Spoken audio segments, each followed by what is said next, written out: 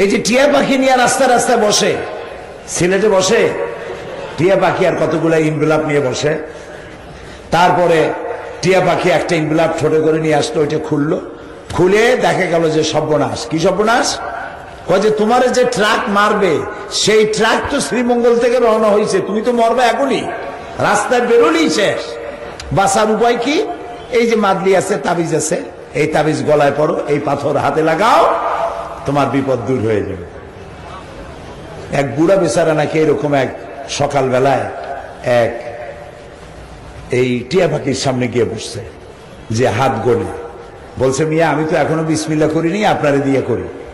কি বিসমিল্লাহ করবা? দেখি আপনার হাতে কোনো বিপদ টিপদ আছে নাকি, যদি বিপদ থাকে তাহলে কি হবে? কোনো চিন্তা নাই চাচা, আমার এই সুটকেসের মধ্যে বহুত তাবিজ, একটা তাবিজ দিয়ে দেবো, বিপদ দূর হয়ে যাবে। বুড়া তার হাতের ব্যাগটা থুইয়া ওর গালের উপরে 82 আনা ওজনের একটা থাপ্পড় লাগাইছে ভালো করে। লোকটি বলছে, আমারে মারলেন কেন? আমি তো আপনার কোনো খারাপ কথা বলিনি, আপনি দাড়ি বাঁকা মানুষ, এই থাপ্পড়ের জবাব আমিও দিতে পারতাম, দিলাম না, আপনি মুরব্বী বলে। আপনি আমারে মারলেন কেন? কয় মারি নাই তো, একটু টেস্ট করছি। কি টেস্ট করলেন?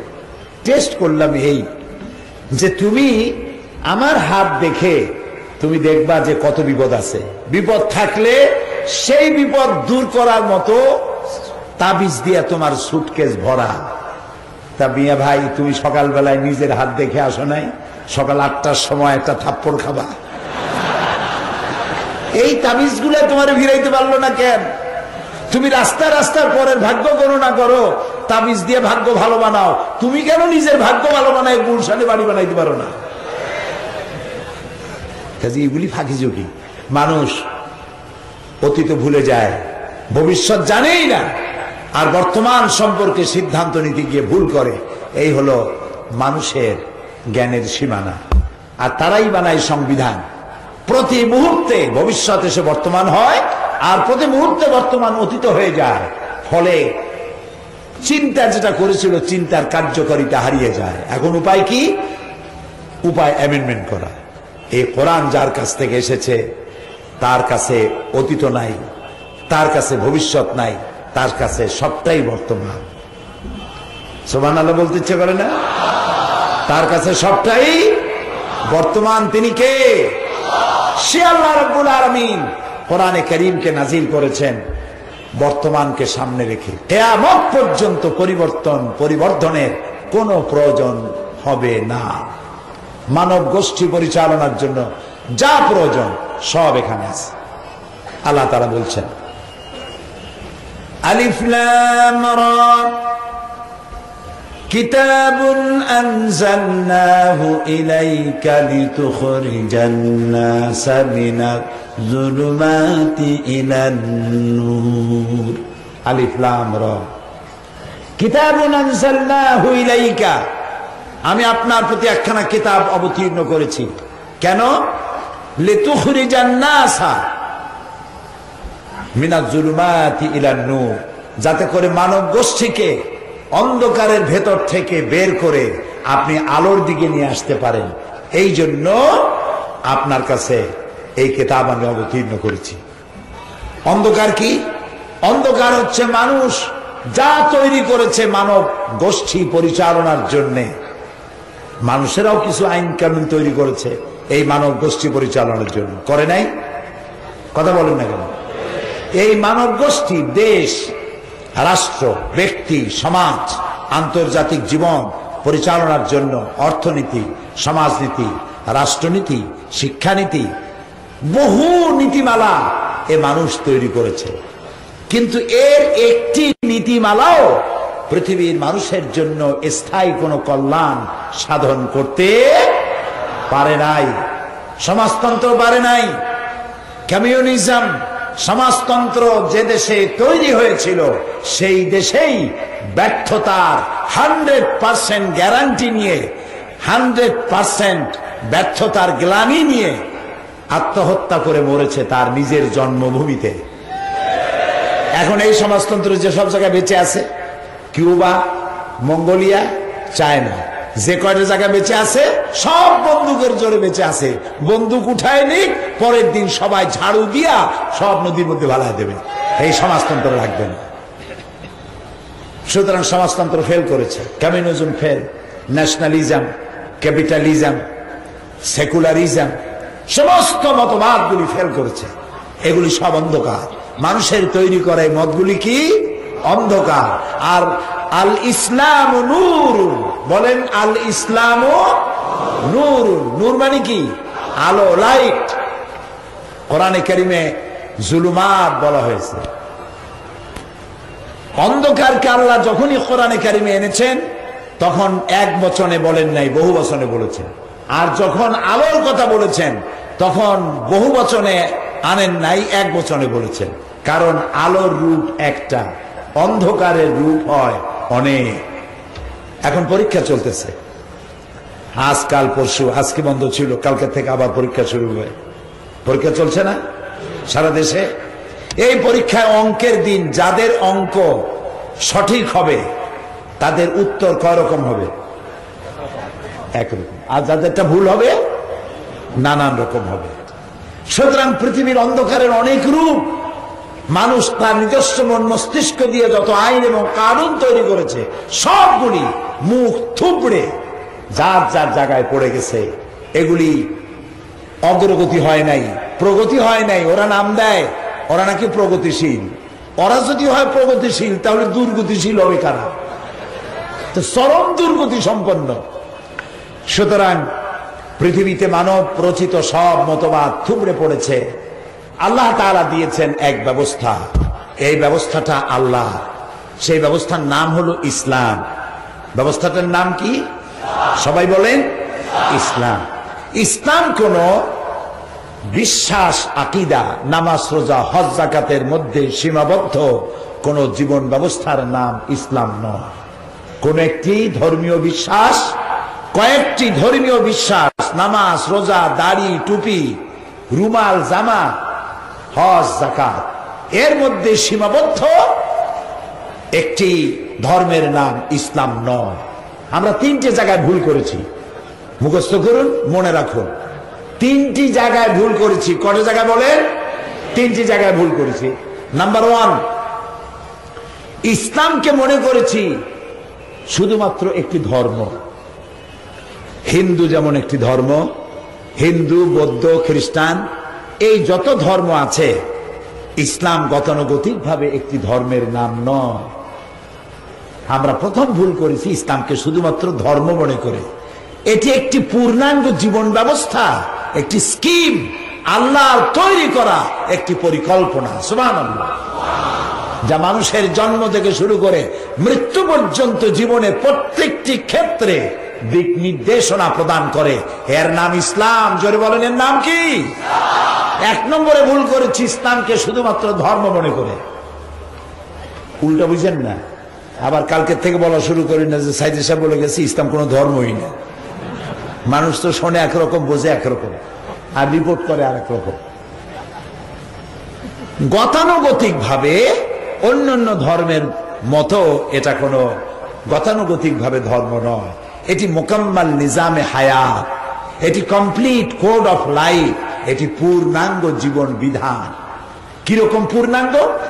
হাতের নখ কাটা থেকে শুরু করে, টয়লেটে যাওয়া থেকে শুরু করে রাষ্ট্র পরিচালনা পর্যন্ত সব তো শিখায়। মুরগির ফার্ম থেকে শুরু করে জাতিসংঘ পর্যন্ত পরিচালনা শিখায় কোরআন। এটার নাম ইসলাম, পরিপূর্ণ জীবন ব্যবস্থা। আপনি জিজ্ঞেস করেন কি জানতে চাইবেন, আর এই কোরআনে কোন কথার জবাব নাই? তিবিয়ানান লিকুল্লি শাই। আল্লাহ তাআলা বলেছেন সমস্ত বিষয়গুলিকে, মানুষের জন্য যা প্রয়োজন সবগুলোকে খুলে খুলে কোরআনে কারীমের মধ্যে বয়ান করে দেওয়া হয়েছে। এটার মধ্যে দাঁড়ায় থাকলে অসুবিধা, একটু বসলে ভালো হয়। আমি কিন্তু বলি না মানুষকে যে বসেন বসেন, এগুলি বলি না এই কারণে যে প্রাইমারি স্কুলে যখন আমরা পড়ছি তখন মাস্টাররা যাদেরকে শাস্তি দিত বলতো দাঁড়ায় থাকো। আপনাদেরকে কোন মাস্টার দাঁড়ায় থাকতে বলছে আমি জানি না, খামোখাই দাঁড়ায় কষ্ট করতেছেন। দাঁড়ায়া মানুষ আশ্চর্য মলম বেছে কেমনে তাই দেখে, রাজনৈতিক বক্তৃতা শোনে দাঁড়ায় দাঁড়ায়, সিনেমাদমও চাবায় আর দাঁড়ায়ও থাকে। এটা কোরআনের মাহফিল, আপনি বসলে আপনার পিছনের লোক একটু বসতে পারে। আমি দেখে আসছি এই যে বিশাল রাস্তা বন্ধ হয়ে গেছে, রাস্তায় যান চলাচল বন্ধ হয়ে গেছে, তা আপনারা যাওয়ার তো কোনো জায়গা নাই, ফাইনাতা যাবো, বসেন, বসলে আপনার জন্য কল্যাণ, অন্যের জন্য কল্যাণ। আলহামদুলিল্লাহ বলুন।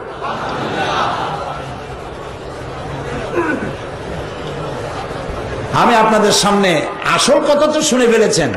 হযরত মাওলানা সৈয়দ কামাল উদ্দিন জাফরি, আল্লাহ তার হায়াত দারাজ করেন, বলেন আমিন।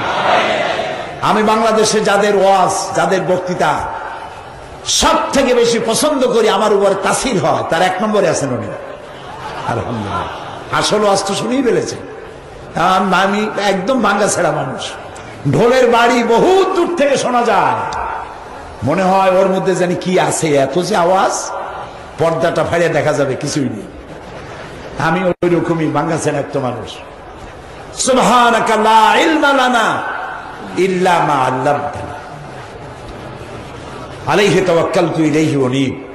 আল্লাহর কাছে সাহায্য প্রার্থনা করি, আল্লাহ তোমার এতগুলি বান্দা আসছে, আমার অযোগ্যতার কারণে বান্দাগুলি যেন মাহরুম না হয়, তারা যেন দ্বীনের একটা সমঝ নিয়ে যেতে পারে, এ তৌফিক দান করে দিও। প্রিয় ভাই সব, এক নম্বরে ভুল করছি ইসলামকে শুধুমাত্র ধর্ম মনে করে। ইসলাম শুধুমাত্র কোন ধর্মের নাম নয়, এটি একটি পূর্ণাঙ্গ জীবন ব্যবস্থা। এই যে কোরআন, এটার নাম কি? এখানে ইতিহাস আছে, ইতিহাস, অতীত জাতিগুলির ইতিহাস লিপিবদ্ধ আছে কোরআনে কারিমের মধ্যে। রয়েছে বিজ্ঞান, রয়েছে ভূগোল, জিওমেট্রি, ম্যাথামেটিক্স, অ্যালজেব্রা, রয়েছে philosophy, political science, economics, business, কি নাই? এমনকি আপনি মরে গেলে আপনার পরিত্যক্ত সম্পত্তি কে কতটুকুন পাবে তাও ভাগ করে করে, পাই পাই করে হিসাব করে বলে দেওয়া আছে। নাই? নাই? স্ত্রীর সাথে কেমন ব্যবহার করবেন নাই? প্রতিবেশীর সাথে কেমন ব্যবহার করবেন নাই? আপনি রাজা বাদশাহ হইলে দেশ চালাবেন কেমনে তা নাই? চুরি করলে, ডাকাতি করলে বিচারটা কেমনে হবে? জুডিশিয়াল ল, ফৌজদারি দণ্ডবিধি নাই কোরআন শরীফে? সব আছে কোরআন শরীফের মধ্যে, সব আছে। তাই বলে কোরআন কোন রাজনীতির কিতাব নয়, তাই বলে কোরআন কোন বিজ্ঞানের কিতাব নয়, তাই বলে এটা কোন ফিলোসফির কিতাব নয়। তবে এটা কি? এটি হচ্ছে বিশ্ব পরিচালনার জন্য, মানব গোষ্ঠীকে পরিচালনা করার জন্য যত নীতি দরকার, সমস্ত নীতিমালার মূল নীতি লিপিবদ্ধ হয়েছে আল্লাহর এই কোরআনের মধ্যে।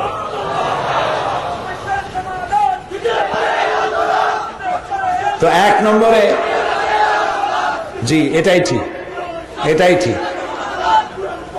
এক নম্বরে ভুল করেছি ইসলামকে ধর্ম মনে করে। 2 নম্বরে ভুল করেছি কোরআন শরীফকে তাবিজের কিতাব মনে করে। ধর্মীয় পুস্তক, বেদ, বাইবেল, পুরাণ, মহাভারত, ভগবত, কি জানি, ভগবত গীতা ইত্যাদি যেমন একখানা ধর্মগ্রন্থ, আমরা নিশ্চয়ই ওইসব ধর্মীয় পুস্তককে সম্মান করি, ওগুলোকে আমরা সম্মান করি, আমরা অসম্মান করি না। কিন্তু আমার বক্তব্য হচ্ছে, অন্যান্য ধর্মগ্রন্থের মতো এখানে শুধুমাত্র একখানি ধর্মীয় কিতাব নয়, এটি জীবন পরিচালনার স্কিম। দুনিয়ায় কেমনে শান্তি পাবেন আর আখিরাতে জাহান্নাম থেকে কেমনে মুক্তি পাবেন, সব কথা এখানে বিধৃত হয়েছে। তাহলে ভুল করছি কয়টা? একটা হলো ইসলামকে শুধু ধর্ম মনে করে, 2 নম্বরে কোরআনকে শুধু ধর্মীয় পুস্তক মনে করে। তাবিজ যারা দেখেন, আমি আপনাদের ভাত মারতে চাই না, আমি শুধু এইটুকুন কথা বলবো, বিনয়ের সাথে বলবো, তাবিজ দেখে আপনারা ইসলামের কোনো উপকার করেন নাই, বরং খানিকটা ক্ষতি করছেন। কি ক্ষতি করেছেন বলবো? ক্ষতি যেটা হয়েছে সেটা হলো এই, সাধারণ মানুষের ধারণা হয়েছে মেয়ে যদি বিবাহ না হয়, বয়স বাড়তেছে, বিয়ে হয় না, কোরআন শরীফের কাছে গেলে তাবিজ পাওয়া যায়। পেটের অসুখ হয়েছে, ভালো হয় না, ওষুধও ভালো হয় না, এখান থেকে কিছু পড়ে দিলে অথবা তাবিজ দেখলে পেটের অসুখ ভালো হয়।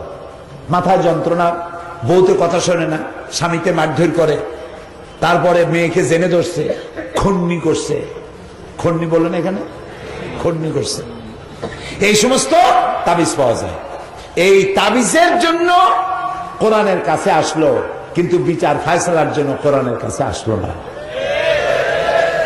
কোরআন বিচার ফায়সালা দিতে পারে, কোরআন রাষ্ট্র পরিচালনা করতে পারে, কোরআন সব করতে পারে, এর মধ্যে সবটা আছে। সেইভাবে আমরা বুঝি নাই। এই জন্য আমরা যদি বলতাম, ভাই আসেন আপনি তেল নিয়ে আসেন, পড়ে দেই, ফু দিয়ে দিই, পানি নিয়ে আসেন, ফু দিয়ে দিই। হুজুরদের কাছে গেলেন, কতগুলো কালো সুতো নিয়ে যায়, সুতাগুলো উপরে ফু দেয়, গিরা দেয়, ফু দেয়, গিরা দেয়। এইরকমের এতগুলো সুতা বাচ্চার গলায় পরায় দেয়। বাচ্চাটা যদি কথা বলতে পারতো তাহলে বলতো, মা এর থেকে তো তোমার পেটে ভালো ছিলাম, কি অপরাধ করলাম দুনিয়া আসার পর, গরু ছাগলের মতো এতগুলো দড়ি বেঁধে দিয়েছো আমার গলা। খামো খাই, খামো খাই। আলাইসাল্লাহু বিকাফিন আবদা, আল্লাহ তাআলা বলছেন আমি আমার বান্দার জন্য যথেষ্ট নই। তুমি গলায় এগুলো ঝুলাও কেন? আল্লাহ যথেষ্ট নন? আপনারা বলেন অবশ্যই যথেষ্ট। তো কোরআন ভুল করেছি, কোরআনকে শুধুমাত্র একখানা ধর্মীয় কিতাব মনে করে। এটা শুধু ধর্মীয় কিতাব নয়, এটি পূর্ণাঙ্গ জীবন বিধানের সমস্ত মৌলিক নীতিমালাগুলি কোরআনে কারিমে আল্লাহ সব বলে দিয়েছেন। সুবহানাল্লাহ। 3 নম্বরে ভুল করেছি যেটা, সেটা হলো মুহাম্মদ সাল্লাল্লাহু আলাইহি সাল্লামকে শুধুমাত্র একজন ধর্মীয় নেতা মনে করেছি। তিনি শুধুমাত্র একজন ধর্মীয় নেতা নন। আপনার আমার হাত পায়ের নখ কাটা থেকে শুরু করে রাষ্ট্র পরিচালনা পর্যন্ত সব শিখাইছেন। দাঁত মাজা শিখাইছেন। দাঁত মাজা শিখান নাই? বলেন তো রাসূলের জীবনের শেষ কাজটা কি ছিল? দাঁত মাজা। এটা ছিল জীবনের শেষ কাজ। দাঁত মাজাও শিখাইছেন, নখ কাটা শিখাইছেন, অপ্রয়োজনীয় পশমগুলি, চুলগুলি ফেলে দেওয়া, শরীর ক্লিন করা কেমনে করতে হয়, পায়খানায় কেমনে যাবেন, বেরোবেন কেমনে, মসজিদে কেমনে ঢুকবেন, কেমনে বেরোবেন। সামাইলে তিরমিজি পড়েন, কি এর নেতা ফেতা বলেন, তোমার নেতা আমার নেতা, ছাতা মাথা, এইসব যেসব স্লোগান আপনারা দেন, এগুলোর কোনো দাম নাই। নেতা তো একজন পৃথিবীতে আল্লাহ বানিয়েছেন, যাকে অনুসরণ করতে হয় পা থেকে মাথা পর্যন্ত, তার নাম বিশ্বনবী মুহাম্মদ রাসূলুল্লাহ সাল্লাল্লাহু আলাইহি ওয়াসাল্লাম। শামাইলে তিরমিজি, জি জি ঠিক আছে, ঠিক আছে। আপনারা যাওয়ার সময় বড় বড় স্লোগান দিয়ে যাবেন, তখন দেখবো শক্তি কত। থামেন। শামাইলে তিরমিজি কিনবেন, আল্লাহর মেহেরবানি এটা বাংলা ছাপা হয়ে গেছে, আলহামদুলিল্লাহ বলুন। বাংলা ভাষা আমার মায়ের ভাষা না, আমার বাপেরও ভাষা, ঠিক না? খালি মায়ের ভাষা কয়ে বাপেরও অমর্যাদা করে লাভ কি? বাংলা ভাষা আমার নিয়ামত। কোরআন শরীফে আল্লাহ তাআলা বলেছেন, এমন কোন নবী পাঠাই নাই যে নবীকে তার মাতৃভাষায় পাঠাইনি। নবী পাঠাবো সৌদি আরবে, আর আমি নবী বাছাই করি আনছি ইংল্যান্ড থেকে, এরকম করিনি। সে ইংরেজিতে কথা বলবে, আরবি সামনে মানুষে বুঝবে নাকি? এই জন্য নবী যেখানে পাঠিয়েছি তার মাতৃভাষায় নবী পাঠাইছি। এ ভাষা আল্লাহর সৃষ্টি। ভাষা কার সৃষ্টি? আমার ভাষার নাম কি? বাংলা ভাষা। আলহামদুলিল্লাহ বলো। আমাদের বাংলা ভাষা রিচ, সমৃদ্ধ। আমাদের বাংলা ভাষা মহাসমুদ্রের মতো। এর মধ্যে আমরা অন্য অন্য ভাষাগুলিকে অ্যাবজর্ব করে নিয়েছি, উর্দু, আরবি, ফার্সি। না, একজন অর্থমন্ত্রী ছিলেন, তিনি ওই আমলে, বুঝছেন তো, সেই আমলে, আপনারা বুঝে নেন। তিনি বললেন তার বক্তৃতার ভেতরে, বাজেট বক্তৃতা, পরম করুণাময়ের নামে শুরু করছি। আমার যখন বাজেটের উপর আলোচনা আসলো, আমি প্রথমেই ধরলাম যে মাননীয় অর্থমন্ত্রী তিনি পরম করুণাময়ের নামে শুরু করছি, এইটা উনি বিসমিল্লাহির রহমানির রহিম বলতে পারলেন না কেন? এটা উনি বাংলা করতে গেলেন কেন? এইটা যদি উনি বাংলা করেন, তাহলে ওনার পার্টির নাম বাংলা করুক, ওনার নিজের নাম বাংলা করুক। আমরা তো অনেক আরবি শব্দ ব্যবহার করি। আমি বললাম, স্পিকার সাহেব, তখন হুমায়ুন রশিদ সাহেব বেঁচে আছেন, কালকেও তার জন্য দোয়া করছেন। আমি বললাম, স্পিকার সাহেব, আপনি যে এখানে বসে আছেন, আপনি একটা ইংরেজি চেয়ারে বসছেন, এটা বাংলায় কি করবেন? বাংলায় বলবেন কেদারা বা কাষ্ট আসন। যদি বলেন কাষ্ট আসনে আছি, লোকে মনেরা করবে যে আপনি বহুত কষ্টে আছেন। তো বসছেন আপনি কাষ্ট আসনে, এটা ইংরেজি চেয়ার, আপনার সামনে ইংরেজি টেবিল, আপনার হাতে আরবি কলম, আপনার সামনে উর্দু কাগজ। এরপরে আপনি দাওয়াত খাইতে যান, দাওয়াত আরবি, আর দাওয়াত খাইতে গিয়ে শরবত খান, সেটাও আরবি। এরপর পোলাও, বিরিয়ানি, বোরহানি, কোরমা, কালিয়া, কোফতা, জর্দা, এর কোনটা বাংলা? বাংলা করে খান তো কেমন খাইতে লাগে, মজা লাগে দেখেন। এতগুলি জায়গায় অনুবাদ তালাশ করি না, খালি বিসমিল্লাহর জায়গায় আসলেই পরম করুণাময়ের নাম শুরু করছি। আর ওই দলটি মানে সেই দলটি, তারা তাদের পত্রিকার উপরে বিজ্ঞাপন লেখে আল্লাহ সর্বশক্তিমান, আল্লাহু আকবার বলতে পারে না। কত বড় কপাল পোড়া, কত বড় কপাল পোড়া! সব স্লোগান দিতে পারে, কিন্তু নারায়ে তাকবীর আল্লাহু আকবার স্লোগান দেয় না। যেসব মুসলমান এই পার্টি করো, তোমার ইমানের কাছে প্রশ্ন করো, তোমার নেতার কাছে প্রশ্ন করো। আমি মুসলমানের সন্তান, আমি আমার মুসলমান মায়ের পেটে আসছি, আমার বাপ মুসলমান। হাজারো স্লোগান দিয়ে গলা ফাটাই, আল্লাহু আকবার বলতে পারবো না কেন?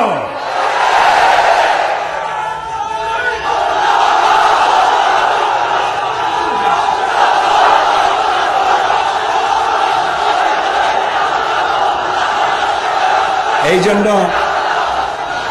মাথায়, মুসলমানদের মাথায় কিছুটা হুশ জ্ঞান থাকা দরকার। পাগল হইয়া গড্ডালিকা প্রবাহের মতো বাপেও করছে, আমিও করব, এগুলো বাদ দিতে হবে। বাপ চাচারা অনেক কথা বলছে। ছোট্টবেলায় আমার মনে আছে, দাদা নানিতে বলতো, ওই যে চাঁদ দেখছো? বলতাম হ্যাঁ দেখছি তো। ওই যে কালো কালো কি জিনিস জানো? বল না জানি না তো। ওইখানে একটা বট গাছ আছে, ওর মধ্যে এক বুড়ি আছে, সে বুড়ি ওখানে বসে সুতা কাটে। চিন্তা করতাম, ওরে বাবা, বুড়ি ওখানে বসে সুতা কাটে, তা খায় কি? চিন্তা আমার মাথা ঘামাই যেত, কি সর্বনাশ। তারপরে বলতো, এই পৃথিবীতে ভূমিকম্প হয় কেন জানো? বলতাম না জানি না। কয় যে এই পৃথিবী আছে গরুর মাথার উপরে। চিন্তা করতাম, বাপরে বাপ, সেই গরুর শিং কত মোটা। এরকম কথাও তো আমরা শুনছি না, শুনি নেই? এখন কি বিশ্বাস করি? কেউ বিশ্বাস করে? তাহলে কোন পাগলে আর কোন ছাগলে কি তৈরি করলো আর কি বললো, তাদের পিছনে দৌড়াইতে হবে। তোমার নিজের আকল থাকবে না? মুসলমানের সন্তান শাহজালালের পূর্ণভূমি সিলেটে মিছিল হবে, আর আল্লাহু আকবার ধ্বনি হবে না, হতে পারে না।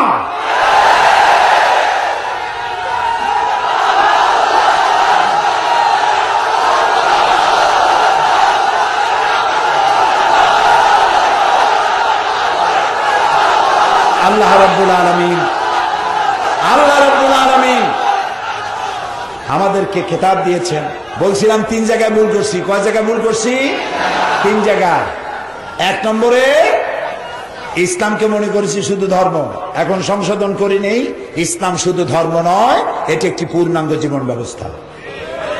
কোরআন শুধুমাত্র ধর্মীয় পুস্তক নয়, এখানে মানব জীবন পরিচালনার একটি পূর্ণাঙ্গ স্কিম, একটি পরিকল্পনা। 3 নম্বরে মুহাম্মদ সাল্লাল্লাহু আলাইহি ওয়াসাল্লাম শুধুমাত্র ধর্মীয় নেতা নন, তিনি রাষ্ট্রীয় নেতাও বটে। যুদ্ধ পরিচালনা করেছেন, শ্রমিক ছিলেন, শ্রম দিয়েছেন।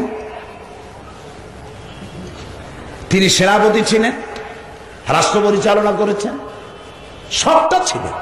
নানা ছিলেন, স্বামী ছিলেন, পিতা ছিলেন, পূর্ণাঙ্গ মানুষ। মুকাম্মাল ইনসান বলতে যা বুঝায়, অনুকরণ অনুসরণ যোগ্য বলতে যা বুঝায়, সবটা নবী করিম সাল্লাল্লাহু আলাইহি ওয়াসাল্লামের মধ্যে ছিল। যেখানে আল্লাহ তাআলা বলেছেন, লাকাদ কানা লাকুম ফি রাসূলিল্লাহি উসওয়াতুন হাসানাহ, গ্রহণযোগ্য মহত্তম আদর্শ তোমাদের রাসূলের মধ্যে আমি রেখে দিয়েছি। রাসূলের চরিত্র বলেন কোরআন। আল্লাহর নবী 23 বছরের নবুয়তের জীবনে যা আছে 30 পারা কোরআনে তাই আছে। 30 পারা কোরআন শরীফের ভেতরে যা আছে নবুয়াতের 23 বছরের জীবনে তাই আছে, নবী আর কোরআন কখনো আলাদা হতে পারে না। কোরআন দিয়ে নবী করিম সাল্লাল্লাহু আলাইহি ওয়াসাল্লাম তার জীবনকে মুজায়্যান করেছেন, কোরআন দিয়ে তৈরি করেছেন। নবী হচ্ছেন চলমান কোরআন, চলমান কোরআন। এ কোরআন তো হাঁটতে পারে না, কিন্তু নবী ছিলেন এমন কোরআন যে হাঁটতে পারে। এ কোরআন কথা বলতে পারে না, নবী ছিলেন এমন কোরআন যে কথা বলতে পারে। এ কোরআন নিজের রং দেখাতে পারে না, রাসূল ছিলেন সেই কোরআন যে কোরআনের রং দেখায় দিত। আর সাহাবায়ে কেরাম রিদওয়ানুল্লাহি তাআলা আলাইহিম আজমাইন, তারা যখন রাস্তা দিয়ে হাঁটতেন তখন মনে হতো জীবন্ত কোরআন হেঁটে যাচ্ছে। কোরআনের তারা আমল করতেন। ইসলাম শুধু নামাজ, রোজা, হজ, যাকাত নয়, মানুষের প্রয়োজন মিটিয়েছে ইসলাম, জীবনের সব প্রয়োজন মিটিয়েছে। মানুষের জন্য প্রথম প্রয়োজন কি? খাদ্য। জন্মের পরই তার প্রথম প্রয়োজন খাদ্য। মায়ের পেট থেকে একটা সন্তান যখন ভূমিষ্ঠ হয়, ভূমিষ্ঠ হয়েই যে চিৎকারটা মারে, সম্ভবত এই চিৎকারটা তার অর্থনৈতিক অধিকার আদায় করার চিৎকার, তার খাদ্য আদায়ের চিৎকার। পেটের মধ্যে তো পাইছিলাম আল্লাহর তরফ থেকে, এখন কি জোগাড় করছো দেও তাড়াতাড়ি, ক্ষুধা লাগছে। কোরআনে কারীম মানুষের এই প্রয়োজন মিটিয়েছে। কোন বিজ্ঞানী, কোন দার্শনিক পৃথিবীতে প্রথম বলেছেন খাওয়া পড়া, শিক্ষা, চিকিৎসা, বাসস্থান মানুষের মৌলিক অধিকার? কোন বিজ্ঞানী বলেছেন? কোন দার্শনিক বলেছেন? সর্বপ্রথম এই কথা বলেছেন বিশ্বনবী মুহাম্মদ রাসূলুল্লাহ সাল্লাল্লাহু আলাইহি ওয়াসাল্লাম। তিনি শুধু মুসলমানের কথা বলেননি, তিনি বলেছেন প্রত্যেকটি বনি আদম, প্রত্যেকটি মানব সন্তানের জন্য 5টি জিনিস ফান্ডামেন্টাল রাইটস, মৌলিক অধিকার: খাদ্য, বস্ত্র, শিক্ষা, চিকিৎসা, বাসস্থান। এই 5টি তার অধিকার। এই অধিকারের গ্যারান্টি দিতে হবে। রাসূলুল্লাহ সর্বপ্রথম পৃথিবীতে বলেছেন। সুবহানাল্লাহ। এখন দেখুন আপনার প্রয়োজন কোরআন কিভাবে মিটাচ্ছে। শুরু হয়েছে কোরআন, একদম শুরুতেই আপনার প্রয়োজন মিটানো হয়েছে। আল্লাহ তাআলা বলছেন আলিফ লাম মিম যালিকাল কিতাবু লা রাইবা ফীহি হুদাল লিল মুত্তাকিন আল্লাযীনা ইউমিনুনা বিল গায়বি ওয়া ইউকিমুনাস সালাতা ওয়া মিম্মা রাযাকনাহুম ইউনফিকুন। আলিফ লাম মিম যালিকাল কিতাব লা রাইবা ফীহি, এই কিতাবের মধ্যে কোনো ভুল নাই। সুবহানাল্লাহ বলেন। সন্দেহের বিন্দু মাত্র অবকাশ নাই। হুদাল লিল মুত্তাকিন, এটা মুত্তাকিনদের জন্য হেদায়েতের গ্রন্থ। মুত্তাকিন কারা? কোরআনের ব্যাখ্যা কোরআন, এক আয়াতের ব্যাখ্যা আর এক আয়াত। সুবহানাল্লাহ। কোরআনের তাফসীর কোরআন নিজেই। এই জন্য কোরআনের চাইতে শ্রেষ্ঠ ওয়াজের কিতাব আকাশের নিচে জমিনের উপরে আর নাই। এই জন্য বাংলাদেশে একটি দল কোরআন দিয়ে কথা বলে, হাদিস দিয়ে কথা বলে। কে পানিতে ফু দিয়ে আগুন জ্বালাই দিল, মক্কা শরীফের কুত্তা বাংলাদেশে ঠেকাই দিল, তাড়াই দিল, অথবা খালের মধ্যে কোথায় কই মাছ ডুবানো সেটা বের করে দিল। এই সমস্ত কেরামতি আর কাশফের ওয়াজ করে না, কোরআন দিয়ে ওয়াজ করে, মানুষকে কোরআন বুঝায়। আর কোরআনই পারে মানুষকে হেদায়েত দিতে, অন্য কেউ হেদায়েত দিতে পারে না। কোরআন এবং সুন্নাহ দুটি জিনিস রাখা হয়েছে এই পৃথিবীর মানুষের জন্য। কোরআনের একটি আয়াতের ব্যাখ্যা আরেকটি আয়াত। হুদাল লিল মুত্তাকিন, এই কোরআন মুত্তাকিনদের জন্য। কারা মুত্তাকি? আল্লাযীনা ইউমিনুনা বিল গায়ব, যারা অদৃশ্যকে বিশ্বাস করে। আল্লাহরে দেখছেন আপনারা? আর যারা জবাব দিলেন না, আল্লাহরে দেখছি, বেহেশত দেখেছি, ফেরেশতা দেখেছি, জাহান্নাম দেখেছি, পুলসিরাত দেখেছি, কবরে কি হয় দেখছি, কিচ্ছু দেখি নাই। আল্লাহ বলেছেন, রাসূল বলেছেন, আর আমরা বলেছি সামি'না ওয়া আতা'না, শুনলাম আর গোলামের মতো মাথা নিচু করে মেনে নিলাম। যারা বলেন সুবহানাল্লাহ। গায়েবের উপরে যারা বিশ্বাস করে, ওয়া ইউকিমুনাস সালাত, এরপরে নামাজ প্রতিষ্ঠা করে, তারপরে ওয়ামিম্মা রাযাকনাহুম ইউনফিকুন, আর তাদেরকে যে আমি রিজিক দিয়েছি ওই রিজিক থেকে তারা খরচ করে, আল্লাহর রাস্তায় খরচ করে। কোরআন শরীফে সম্ভবত এমন কোন জায়গা নাই যেখানে আকিমুস সালাত বলা হয়েছে আর সাথে সাথে ওয়াতুজ যাকাত বলা হয় নাই। কারণ নামাজ প্রতিষ্ঠা হতেই পারে না যাকাত ভিত্তিক, অর্থনৈতিক ইকুয়াল ইনসাফ ভিত্তিক ডিস্ট্রিবিউশন ছাড়া। নামাজ প্রতিষ্ঠা হতে এটা প্রয়োজন। আপনি নামাজের ফজিলত একজনকে বয়ান করলেন, তার পেটে ক্ষুধা, 4-5 দিন খায় নাই,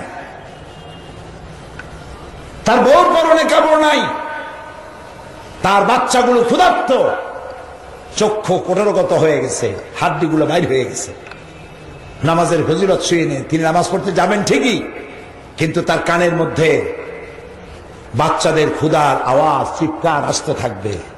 তার স্ত্রীর বস্ত্রহীনা শরীর, জীর্ণ শীর্ণ শরীর চোখের সামনে ভেসে উঠতে পারে। এই জিনিসটি আল্লাহর চাইতে কেউ ভালো বোঝে না। সেই জন্য আল্লাহ রাব্বুল আলামিন বলেছেন, নামাজ প্রতিষ্ঠা করো, যাকাত আদায় করো, যাকাত দাও, মানুষের অভাব মিটাও। আল্লাহ যা যা করেছেন শয়তান তার একটা উল্টো করছেই। লক্ষ্য করেছেন? আল্লাহ যা করেছে শয়তান তার একটা উল্টা করেছে। যেমন আল্লাহ তিনি খেলাফত দিয়েছেন, ইন্নী জাইলুন ফিল আরদে খলিফা, আমি পৃথিবীতে খলিফা পাঠাবো, প্রতিনিধি পাঠাবো। আল্লাহ দিলেন খেলাফত, শয়তান বানাইলো মুলুকিয়ত। এটা শয়তানের বানানো, আল্লাহর বানানো নয়। আল্লাহ তাআলা দিলেন যাকাত ভিত্তিক অর্থ ব্যবস্থা, শয়তান দিল সুদ ভিত্তিক অর্থ ব্যবস্থা। আল্লাহ দিলেন ইসলাম পূর্ণাঙ্গ জীবন ব্যবস্থা, শয়তান দিল ধর্মনিরপেক্ষ মতবাদ। ধর্মনিরপেক্ষ মতবাদের স্রষ্টা কে? শয়তান। সব ব্যাপারে পক্ষে আছি, কিন্তু ধর্মের ব্যাপারে নিরপেক্ষ। জি, ধর্মের ব্যাপারে নিরপেক্ষ। আচ্ছা, মানুষ সব থেকে এসেনশিয়াল, সব থেকে জরুরি জিনিসগুলির পক্ষে থাকে না নিরপেক্ষ থাকে? বলেন আপনি। সিলেটবাসীদের কাছে প্রশ্ন, প্রশ্নটা তো আগে শুনবেন, খুব সেন্সিটিভ প্রশ্ন হচ্ছে, এই মাহফিল শুনে এশার নামাজ পড়ে বাড়ি যেয়ে ভাত খাওয়া জরুরি না জরুরি নয়? ভাত বা রুটি যেটাই খান এটা জরুরি। এই ভাত খাওয়ার আপনারা কি পক্ষে না নিরপেক্ষ? পক্ষে। এরপরে ঘুমানো লাগবে, ঘুমটা জরুরি না জরুরি নয়? আপনারা কি এইটার পক্ষে না নিরপেক্ষ? যারা বিয়ে করে নাই তাদের জন্য বিবাহ করা জরুরি না জরুরি নয়? এটার ব্যাপারে পক্ষে না নিরপেক্ষ? জি, পক্ষে একটু জোরেই আওয়াজ দিয়েছে। তাহলে বোঝা গেল যে সব জিনিস জরুরি, আমরা সেগুলির পক্ষে আছি। তাহলে ধর্ম কি এতই বাজে জিনিস যে এইটার ব্যাপারে নিরপেক্ষ থাকতে হবে? নাউজুবিল্লাহ, নাউজুবিল্লাহ। আপনি তো নিরপেক্ষ থাকতে পারবেন না, কোন একদিকে যেতে হবে। এখন খুব সুন্দর রাস্তা হয়েছে, সাইফুর রহমান সাহেব বাংলাদেশের সফল অর্থমন্ত্রী, সিলেটকে আধুনিক সাজে সজ্জিত করেছেন। রূপসী সিলেট, সিলেট থেকে ঢাকা এমন সুন্দর বাস এখন চলে, আমি এখন উঠি নাই। আমার একজন বললো যদি ডানা থাকতো তাহলে উড়ে যাইতে পারত, এত সুন্দর সুন্দর বাস যায়। এই যে সিলেট, ফ্রম সিলেট টু ঢাকা রাস্তা দিয়ে আপনি যাবেন, এই রাস্তায় চলতে গিয়ে হয় আপনি রাইটিস্ট হবেন না হয় লেফটিস্ট হবেন, দুইটার একটা হইতে হবে। হয় বলবেন ডান দিয়ে চলবেন, না হয় বাম দিয়ে এক দিয়ে চলবেন। কিন্তু আপনি যদি বলেন আমি রাইটিস্ট নই, আমি লেফটিস্ট নই, আমি মিডিল ইস্ট, আমি রাস্তার মাঝখানে দাঁড়ায় থাকবো, আমি নিরপেক্ষ, ডাইনেও নয় বামেও না, আমি নিরপেক্ষ মাঝখানে থাকবো। থাকুন বাবা, থাকুন, অপেক্ষা করুন, একটু পরেই ট্রাক বাবাজি আসবে, আপনারে পাটি সাপটা পিঠা বানাই দিয়ে যাবে রাস্তার উপরে, ঠিক কিনা? কাজী ইসলাম যদি ভালো না লাগে তাহলে নেতা নেত্রীরা বলুন আমরা ইসলাম পছন্দ করি না, বেরিয়ে যান। আপনার মতো 2-5-10 কোটি লোক যদি বাইরে যায়, ইসলামের কোনো ক্ষতি নাই।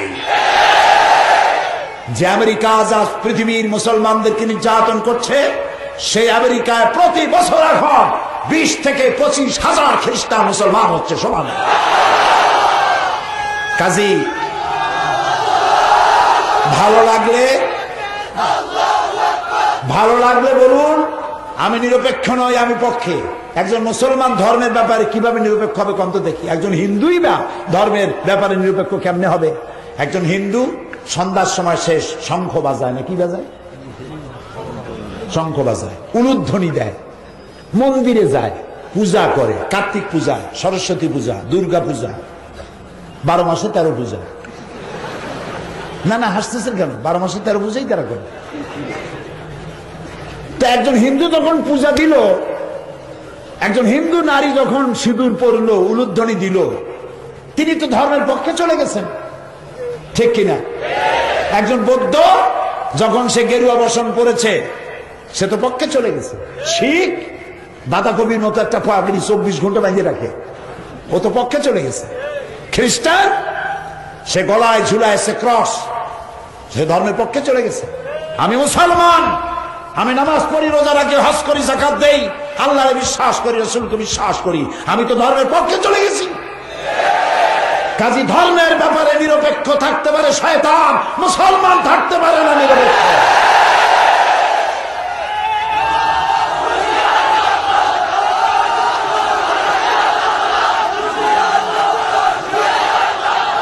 ধর্মের ব্যাপারে আপনাকে পক্ষে থাকতে হবে।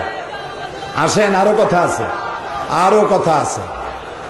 রাস্তায় যেমন আপনি লেফটিস্ট রাইটিস্ট হইতে চাইলেন না, মিডল ইস্ট হইতে চাইলেন, আর তার পরিণতি শুনছেন না? ধর্মের ব্যাপারেও তাই। আপনি ধর্মের ব্যাপারে পক্ষেও নয়, বিপক্ষেও নয়, নিরপেক্ষ। শয়তান সময় মতো 1 লাথি মেরে জাহান্নামের মধ্যে বলা হবে, বেশি সময় টিকতে পারবেন না। কাজে এই নিরপেক্ষ ধর্ম নিরপেক্ষ আন্দোলন, এর জন্মদাতা শয়তান, ইবলিস। একজন নবী নাই আল্লাহর দুনিয়ায়, এ কোরআন আমার হাতে, একজন নবী নাই যিনি ধর্ম নিরপেক্ষ মতবাদকে বিশ্বাস করেছেন বা ধর্মের ব্যাপারে নিরপেক্ষ ছিলেন। ধর্মের ব্যাপারে নবীরা যদি নিরপেক্ষই থাকে, তাহলে তার কাজটা কি, তার মিশন কি? একজন সাহাবী ধর্মের ব্যাপারে নিরপেক্ষ ছিলেন না। একজন হক্কানি আলেমও নাই। এই কাশপুরি, ডালপুরি, এই পুরি সেই পুরি, এই ধরনের কিছু পরিবারই পয়সা দিয়ে কিনতে পাওয়া যায়, কোন আলেম পাওয়া যাবে না, ঠিক কিনা প্রিয় ভাই সব? সুতরাং শয়তান একটা উল্টা করছে। আমি ছিলাম জাকাতের পয়েন্টে। কোথায় ছিলাম? জাকাতের কাছে। অর্থনীতি, সুদ আর জাকাত দুটোর মধ্যে আকাশ আর জমিনের পার্থক্য। সুদ হচ্ছে গরিবদের কাছ থেকে নাও আর ধনীদেরকে দিয়ে দাও, আর জাকাত হচ্ছে বড় লোকদের কাছ থেকে নাও, গরিবদের দিয়ে দাও। এ বিধান কার? আল্লাহ রাব্বুল আলামিন বলেন সূরা কুরাইশের মধ্যে, ফালইয়াবুদু রাব্ব হাযাল বাইত আল্লাযী আত'আমাহুম মিন জু'ইন ওয়া আমানাহুম মিন খাউফ।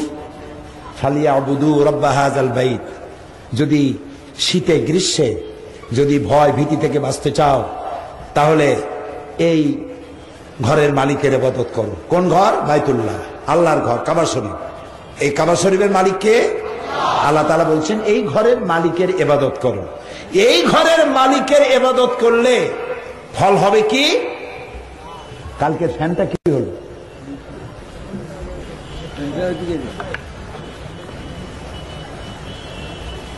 মালিকের ইবাদত করলে কি হবে? মালিকের ইবাদত করলে পরে ক্ষুধার সময় খাবার পাবা। সুবহানাল্লাহ বলে। কে বলতেছে? আরে ভাই কথা কন না কেন? আমি কি গল্প গুজব শুনাইতেছি? কার কথা শোনাচ্ছি? আল্লাহর কথা শোনাচ্ছি। ফালিয়াবুদু রাব্ব হাযাল বাইত আল্লাযী আত'আমাহুম মিন জু'। তুমি যখন ক্ষুধার্ত থাকবে তখন ক্ষুধার সময় খাবার দেবে কে? আল্লাহ। এই ঘরের মালিকের ইবাদত করো। ওয়া আমানাহুম মিন খাউফ, আর যখন ভীতি হবে, ভীতির সময় নিরাপত্তা প্রদান করবেন আল্লাহ তাআলা, তার ইবাদত করো, খাইতে দিবেন। এই যাকাত, আমাদের দেশে যাকাতের সঠিক কালেকশন হয় না।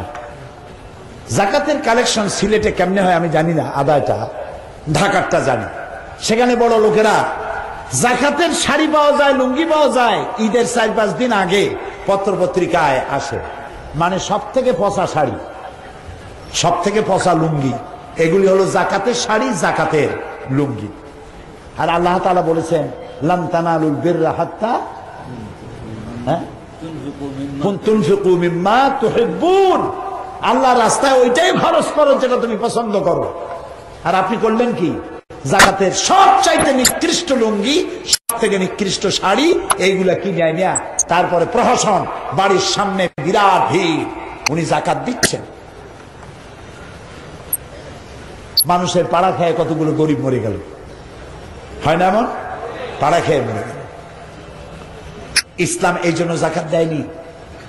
এক শ্রেণীর মানুষ যাকাত এইভাবে দিতে থাকবে, আর এক শ্রেণীর মানুষ হাত পেতে নিতে থাকবে। এই রকমের দুইটা শ্রেণী বানাবার জন্য আল্লাহ তাআলা যাকাতের বিধান করেন নাই। যাকাতের বিধান কেন? এই জন্য যাকাতের বিধান, এবছর যে ব্যক্তি যাকাত পাবে আগামী বছর তার যাকাতের প্রয়োজন হবে না। এই জন্য রাসূলুল্লাহর কাছে ভিক্ষা নিতে আসছিল এক লোক। রাসূলুল্লাহ তারে ভিক্ষা দিছিলেন না, বলছিলেন তোমার কাছে কি আছে? লোকটি কি বলেছিল বলেন?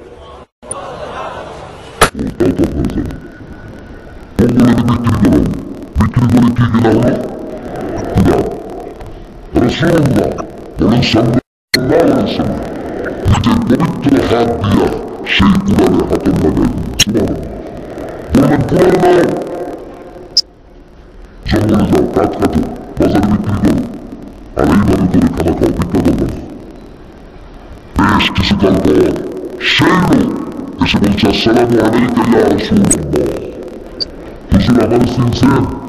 আমি সেই ভিক্ষু, ভিক্ষা চাইতে আসছিলাম, আপনি আমারে কুড়াল দিয়েছিলেন। আমি কাঠ কেটে বাজারে বিক্রি করে করে সংসার পরিচালনা করে আমার কাছে এখন যাকাত দেওয়ার মতো অর্থ জমা হয়ে গেছে। এটার নাম যাকাত? আমরা কি করতেছি? শাড়ি আর লুঙ্গির নাম যাকাত নয়। এই সিলেটে লক্ষ লক্ষ মানুষ ইংল্যান্ডে থাকেন, ইউরোপিয়ান দেশগুলিতে থাকেন, আমেরিকায় থাকেন, যেখানে যাকাত দেওয়া যায়, এরকম লোক পাওয়া যায়।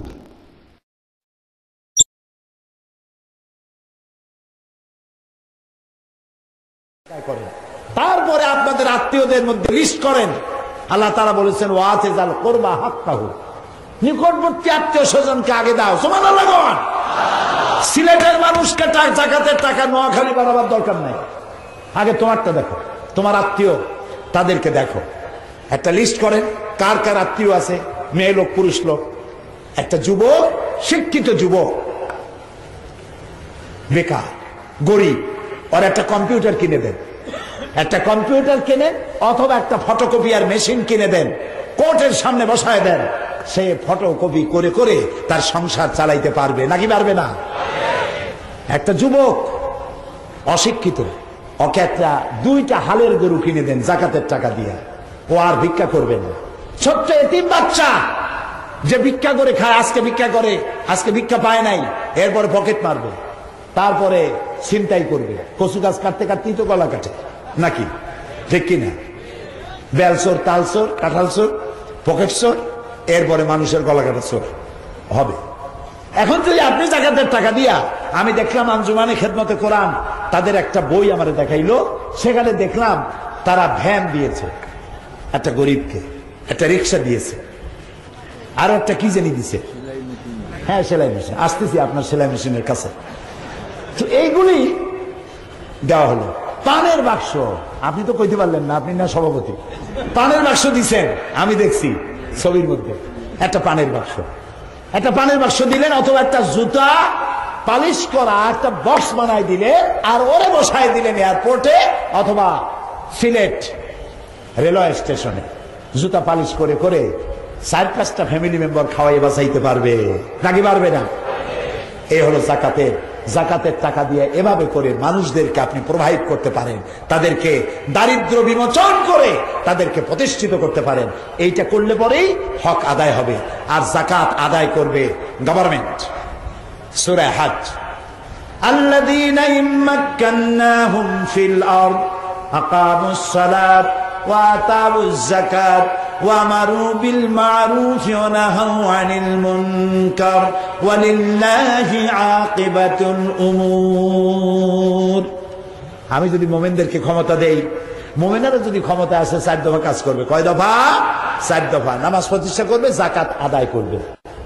বাংলাদেশে বর্তমান সময়ে যদি জাকাত আদায় করা হয়, একেবারে কম করে হলেও 6,000 কোটি টাকা জাকাত কালেকশন হতে পারে। আর ওয়াকফ স্টেট আছে না বাংলাদেশে? সিলেটে নাই। কথা না কইলে বুঝি। ওয়াকফ স্টেট আছে না? যত সব সিন্দাবাদের দত্তরা ওয়াকফ স্টেট গুলি গ্রাস করে রেখে দিয়েছে বিভিন্ন নামে, নামগুলো আমি নিলাম না। এই ওয়াকফ স্টেটের সমস্ত লক্ষ লক্ষ একর সম্পত্তি যদি গভর্নমেন্ট উদ্ধার করতে পারত, আর সরকার যদি জাকাত কালেকশন করত, তাহলে বাংলাদেশের দারিদ্র বিমোচনের জন্য পৃথিবীর কারো কাছ থেকে 1 টাকাও ঋণ করা লাগতো না। এটা আল্লাহ তাআলা বিরাট বরকত ছিল, সেই বরকতের রাস্তা আমরা ছেড়ে দিয়েছি। নবী করিম সাল্লাল্লাহু আলাইহি ওয়াসাল্লাম মানুষকে খাবার দিয়েছেন, পরার দিয়েছেন, নিজে না খেয়ে থেকেছেন। হযরত ফাতেমা রাদিয়াল্লাহু তাআলা আনহা রাসূলের কাছে এসে বলছে, আব্বাজান, কুয়া থেকে পানি উঠাতে উঠাতে আমার ঘাড়ের উপরে দাগ পড়ে গেছে, আটা পিষতে পিষতে আমার হাতে ঠোসকা পড়ে গেছে, আমি আর পারি না, আপনি আমাকে একটা দাসী দিবেন? রাসূলুল্লাহ বললেন, মা, আমি তোমাকে কিভাবে দাসী দেব? আমি তো এখনো অমুক অমুক গোত্রে খাবার পৌঁছাইতে পারি নাই, মা, আমি তোমারে দাসী দিতে পারবো না। তুমি এক কাম করো, প্রত্যেক নামাজের পর সুবহানাল্লাহ 33 বার পড়ো, আলহামদুলিল্লাহ 33 বার পড়ো, আল্লাহু আকবার 33 বার পড়ো, আর একবার পড়ো আশহাদু আল্লা ইলাহা ইল্লাল্লাহু ওয়াহদাহু লা শারীকা লাহু লাহুল মুলকু ওয়া লাহুল হামদু ইউহয়ী ওয়া ইউমীত ওয়া হুয়া আলা কুল্লি শাইইন কাদির। আল্লাহ তাআলা জান্নাতে তোমার দাসীর ব্যবস্থা করে দিবেন। মানুষের খাবার পৌঁছে দিয়েছেন। রাসূলুল্লাহ বসে আছেন, বাহরাইন থেকে বিভিন্ন এলাকা থেকে গনিমতের মাল আসছে, জাকাতের সম্পদ আসছে, স্তূপ হয়ে গেছে। ওপাশ থেকে রাসূল এখানে বসা দেখা যায় না, এত সম্পদ। 2 হাতে গরিবদের মধ্যে বিতরণ করছেন। শুনতেছেন কথা? 2 হাতে বিতরণ করতেছেন। জোহরে রক্ত হয়ে গেল, জোহর পড়লেন, বিতরণ করছেন। আসরে রক্ত হয়ে গেছে, আসরের নামাজ পড়ে যায় নামাজটা ঝাড়া দিলেন, মনে হলো যেন কিছু ময়লা টয়লা পড়েছিল, ঝাড়ে জুড়ে শেষ। ঘরের মধ্যে প্রবেশ করে বলছেন, আয়েশা, সারাদিন খুব পরিশ্রম করেছি, আমি খুব ক্লান্ত এবং ক্ষুধার্ত, কোনো খাবার আছে কি? হযরত আয়েশা বলছেন, ইয়া রাসূলুল্লাহ, আল্লাহর কসম, আয়েশার ঘরে পানি ছাড়া কোনো খাবার নাই। এই হলো বিশ্বনবী, মানুষের দুয়ারে দুয়ারে খাবার পৌঁছে দিয়েছে। আর সোনার মানুষ তৈরি করে গেছেন, রাষ্ট্র তৈরি করলেন, বেকার ভাতা দিলেন, বৃদ্ধদের ভাতা দিলেন, খাবারের অভাব নাই, পড়ার অভাব নাই, চুরি নাই, ডাকাতি নাই, রাহাজানি নাই, মানুষ দরজা খুলে ঘুমাবার সুযোগ পেয়েছে। এর নাম ইসলাম। চিল্লায় বলেন, নাম কি? এটাই ইসলাম। সেই আল্লাহর আইন, দাঁড়াও, সেই আল্লাহর আইন তোমরা যাতে না চাইতে পারো, সেই জন্যই তৈরি হয়েছে জেএমবি। আল্লাহর আইন যাতে না চাইতে পারো, সেজন্য জেএমবি তৈরি হলো। সব বদনাম টুপিওয়ালা দাড়িওয়ালাদের। আল্লাহর আইন চাই, এটি একটি স্লোগান, কারণ আল্লাহর আইন হলেই তো শান্তি আসবে। সেই শান্তি যাতে না হতে পারে, সেজন্য কিছু লোককে নামায় দেওয়া হলো অস্ত্র নিয়ে বোমা মারার জন্য। আর বোমার সাথে সম্পৃক্ত যারে ধরলো, অমনি পত্রিকা লেখা আরম্ভ করলো জামাত কানেকশন। কি কানেকশন? সাংঘাতিক কানেকশন। এই যে সন্ত্রাসীরা ধরা পড়ছে, ওর দাদা জামাত ইসলামীর একজন রোকন কর্তৃক প্রতিষ্ঠিত মসজিদের সামনে দিয়া 1973 সনের 12 এপ্রিল হেঁটে গেছিল। জামাত কানেকশন। আব্দুর রহমানের বাড়িতে সূর্য দিগল বাড়ি সিলেট। আব্দুর রহমান যেখানে ছিল সেখানে গোলাম আজমের নামাজ শিক্ষা পাওয়া গেছে। মারাত্মক। এর থেকে বিপজ্জনক আর কি হবে? আমি বলেছি গোলাম আজম সাহেবের নামাজ শিক্ষা বইয়ের মধ্যে যদি বোমা বানাবার কোন টেকনোলজি লেখা থাকে, গোলাম আজমকে গ্রেফতার করো, জামাত ইসলামের সব গ্রেফতার করো। নামাজ শিক্ষা বই থাকলে যদি অপরাধ হয় তাহলে বলতে হবে যে 2 মাস শেখ আব্দুর রহমান যে বাড়িতে বসে গোসল করেছিল যে সাবান দিয়া, সেই সাবান বানাইছে যে কোম্পানি, তারাও গ্রেফতার করে। ওই সাবানের কোম্পানির সাথেও তার ষড়যন্ত্র ছিল, তা নাহলে ওই সাবান ব্যবহার করলো কেন? শয়তানি গাইছ। জামাত ইসলামী দাঙ্গাবাজ আর বোমাবাজি করবে কেন? দুঃখটা কি? জামাত ইসলামী কোন কসুরি পানা? জামাত ইসলামী কসুরি পাতার পানি? অর্ধ শতাব্দী ধরে এই ভূখণ্ডে রাজনীতি করছে জামাত ইসলামী গণতান্ত্রিক আন্দোলন। এমন কোন আন্দোলন নাই এই জমিনে যে আন্দোলনের শীর্ষে জামাতের নেতারা দাঁড়িয়ে কাজ করে নাই, রক্ত দেয় নাই, জীবন দেয় নাই। জামাত ইসলামীর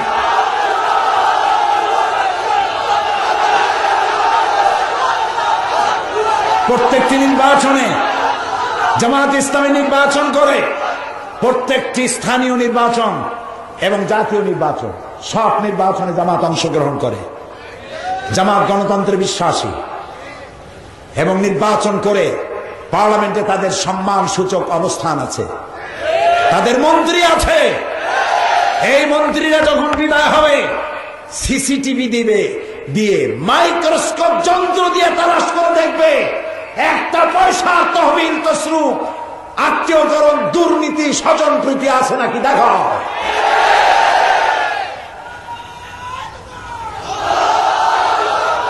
সুতরাং তোমাদের ওই সমস্ত গল্প পড়িয়া জনগণকে বিভ্রান্ত বানাইতে পারবে না। জনগণ বিভ্রান্ত হবে না। একটি পত্রিকা তার চেহারা পরিবর্তন করেছে, আমি তার নাম নেব না। চেহারা পরিবর্তন করেছ, আল্লাহ আছেন, আল্লাহ আছেন। আল্লাহর কাছে কোরআন সামনে নিয়ে বলি, রব্বুল আলামিন এদেশে ইসলামী আন্দোলনের জন্য যারা জীবন দেয়, যাদের ছাত্র সংগঠন রক্ত দেয়, 121টি ছাত্রের রক্ত দিয়ে গোলাপ ফুলের মতো জীবন ঝরালো যারা, তাদের বিরুদ্ধে যারা দেখে তোমার গজবের হাতে তাদেরকে সমর্থ করে দিলাম।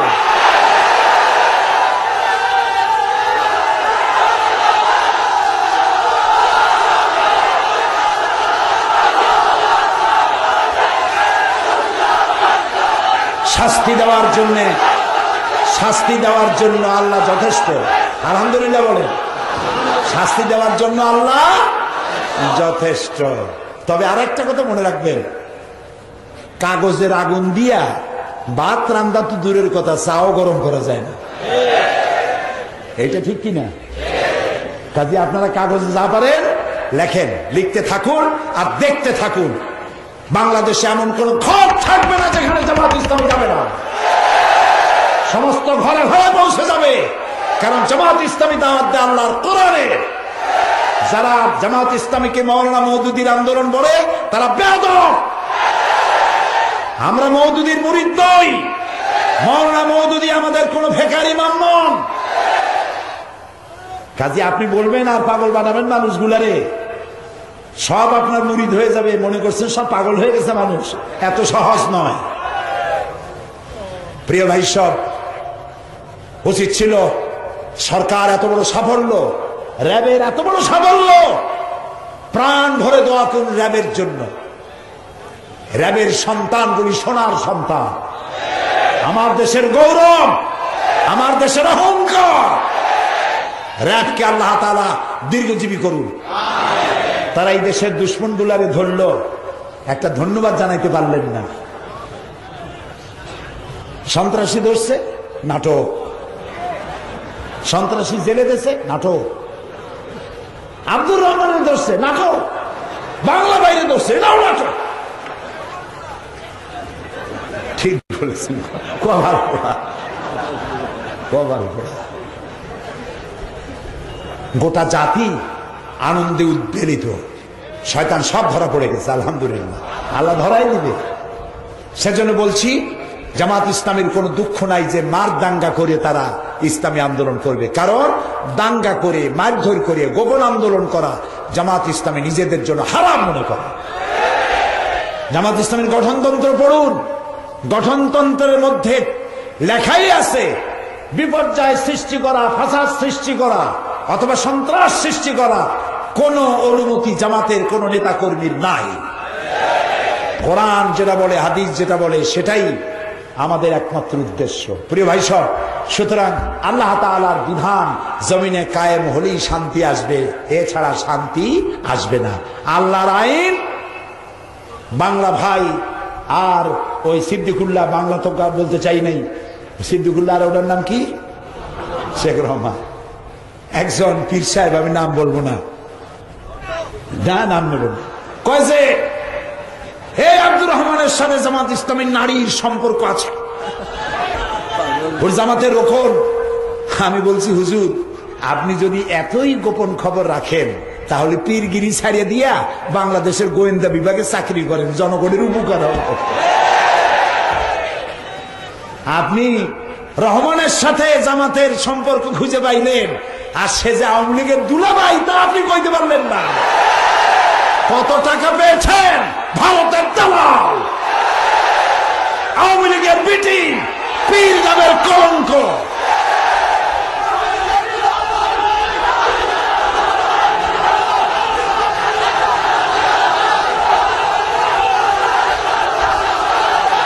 প্রিয় ভাই সব, সুতরাং আমাদের দেশে আল্লাহর মেহেরবানি, যত ভয় পান, ভয় পান। আপনারা কি ভয় পাইছেন? ভয় পেয়েছেন? মোমেনরা ভয় পাবে না। এই দেশ ইসলামের পথেই আগাবে ইনশাআল্লাহ। এবং সেই ইসলাম কোরআনের, ওই ইসলাম এই শায়েখ রহমানরা যেটা করেছে, এটা ইসলাম নয়, এটা শয়তান। ওটা কি? শয়তান। ওদের উপরে লানত হোক। আল্লাহকে বলি, আল্লাহ এদেরকে যারা সাহায্য করে, এদের যারা মদত করে, এদের যারা পরামর্শ দিয়েছে, অস্ত্র সাপ্লাই দিয়েছে, সবগুলোকে গোটা জাতির সামনে উলঙ্গ করে দাও। বলেন আমিন। ইসলামী ব্যাংকের পাশে লাগছে, রূপালী ব্যাংক, জনতা ব্যাংক, ইসলামী ব্যাংক, তিনটা ব্যাংকের চেক বই পাওয়া গেছে ওর ঘরে। আজকের পত্রিকা লিখলো 70 লক্ষ টাকার লেনদেন হয়েছে, তার মধ্যে 4 লাখ টাকার লেনদেন হয়েছে ইসলামী ব্যাংকের সাথে। আর সব দোষ নন্দ ঘোষ, ওই দুইটার ব্যাপারে কোনো দোষ নাই। এখন কোন টাকাটা চুরির টাকা, কোনটা ডাকাতির টাকা, কোনটা ছিনতাইয়ের টাকা, এটা ব্যাংকের বোঝার ক্ষমতা আছে? তারপরেও আমরা বলবো, যদি সত্যিকারের অপরাধী কেউ হয়, অপরাধী ধরা হোক, শাস্তি দেওয়া হোক। আমরা অপরাধীকে ধরা এবং শাস্তি দেওয়ার পক্ষে 1000 কথা বলবো, সেটাই হোক। এই দেশে আল্লাহর মেহেরবানি, এদেশে আলেমদের সম্মান দিয়েছে বর্তমান সরকার। আব্দুর রহমানকে ধরার পরে প্রধানমন্ত্রী বক্তব্য রেখেছেন জাতির উদ্দেশ্যে। তিনি বলেছেন, শরিক দলের ইসলামী দলগুলো এবং বাংলাদেশের সমস্ত আলেম, মসজিদের ইমাম, মাদ্রাসার শিক্ষক এই সন্ত্রাসের বিরুদ্ধে বক্তৃতা করেছে, রাস্তা রাস্তা মিছিল করেছে। আমি তাদেরকে ধন্যবাদ জানাই। প্রধানমন্ত্রী ধন্যবাদ জানাইছেন আলেমদেরকে, আমি আলেমদের পক্ষ থেকে প্রধানমন্ত্রীকে ধন্যবাদ জানাই। এখানে মাদ্রাসা শিক্ষকদের ফাজেল আর কামেলের মানের যে বিষয়টি আছে, ইনশাআল্লাহ মেয়াদকালের মধ্যেই ফাজেল কামেলের মানও হয়ে যাবে ইনশাআল্লাহ। কাজে চিন্তার কোনো কারণ নাই। ওই যে 14 গোষ্ঠী এক জায়গায় হয়েছে, কয় গোষ্ঠী? 14 গোষ্ঠী। এক গোষ্ঠী বাদ দিলে 13 খান সাইনবোর্ড, 13 খান সাইনবোর্ড। সারা দেশে 1.5 লক্ষ ভোটও নাই, 1.5 লক্ষ ভোটও নাই। এই নেতারা যখন কোন জায়গায় যায়, ওই 13 খান সাইনবোর্ড যখন কোন জায়গায় যায়, শুধু মঞ্চের ছবি দেখানো হয়, জনগণের ছবি দেখাবার মতো না, কারণ শ্রোতার চাইতে বক্তা বেশি। স্পষ্ট কথা, ওরা এই সব বামপন্থীরা, এই 13টি দলের নেতারা তাদের নিজের জন্মভূমিতে নির্বাচনে দাঁড়ান। আমি চ্যালেঞ্জ করেছি পার্লামেন্টে, চ্যালেঞ্জ করেছি পল্টনে, চ্যালেঞ্জ দিয়ে গেলাম সিলেটের আজকের মাহফিলে। ওই 13টা নেতা তাদের নিজের জন্মভূমিতে দাঁড়িয়ে নির্বাচন যদি করে 100% জামানত বাজেয়াপ্ত হয়ে যাবে। কিয়ামত পর্যন্ত পার্লামেন্টের মেম্বার হতে পারবে না। তার কারণ হচ্ছে বামপন্থীদের সাথে এদেশের মানুষের আর মাটির কোনো সম্পর্ক নাই। কাজে আপনারা এইসব বেলুন নিয়ে এসে ভয় দেখাবেন আর বলবেন নির্বাচন হইতে দেব না। নির্বাচন করা না করা এটা আপনার ব্যক্তিগত ব্যাপার, আপনার দলের ব্যাপার, কিন্তু নির্বাচন হইতে দেব না এটা সন্ত্রাসীদের কথা, এটা শেখ রহমানের কথা, এটা বাংলা ভাইয়ের কথা, এটা কোনো গণতান্ত্রিক আন্দোলনের কথা না।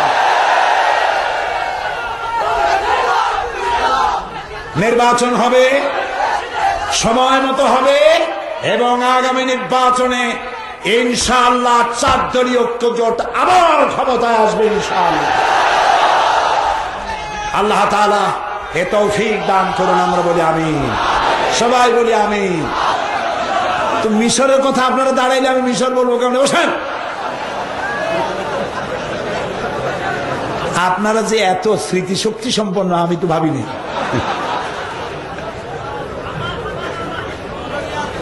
আচ্ছা, নীল দরিয়ার দেশে একটু জিকির করেন, সুবহানাল্লাহ, আলহামদুলিল্লাহ,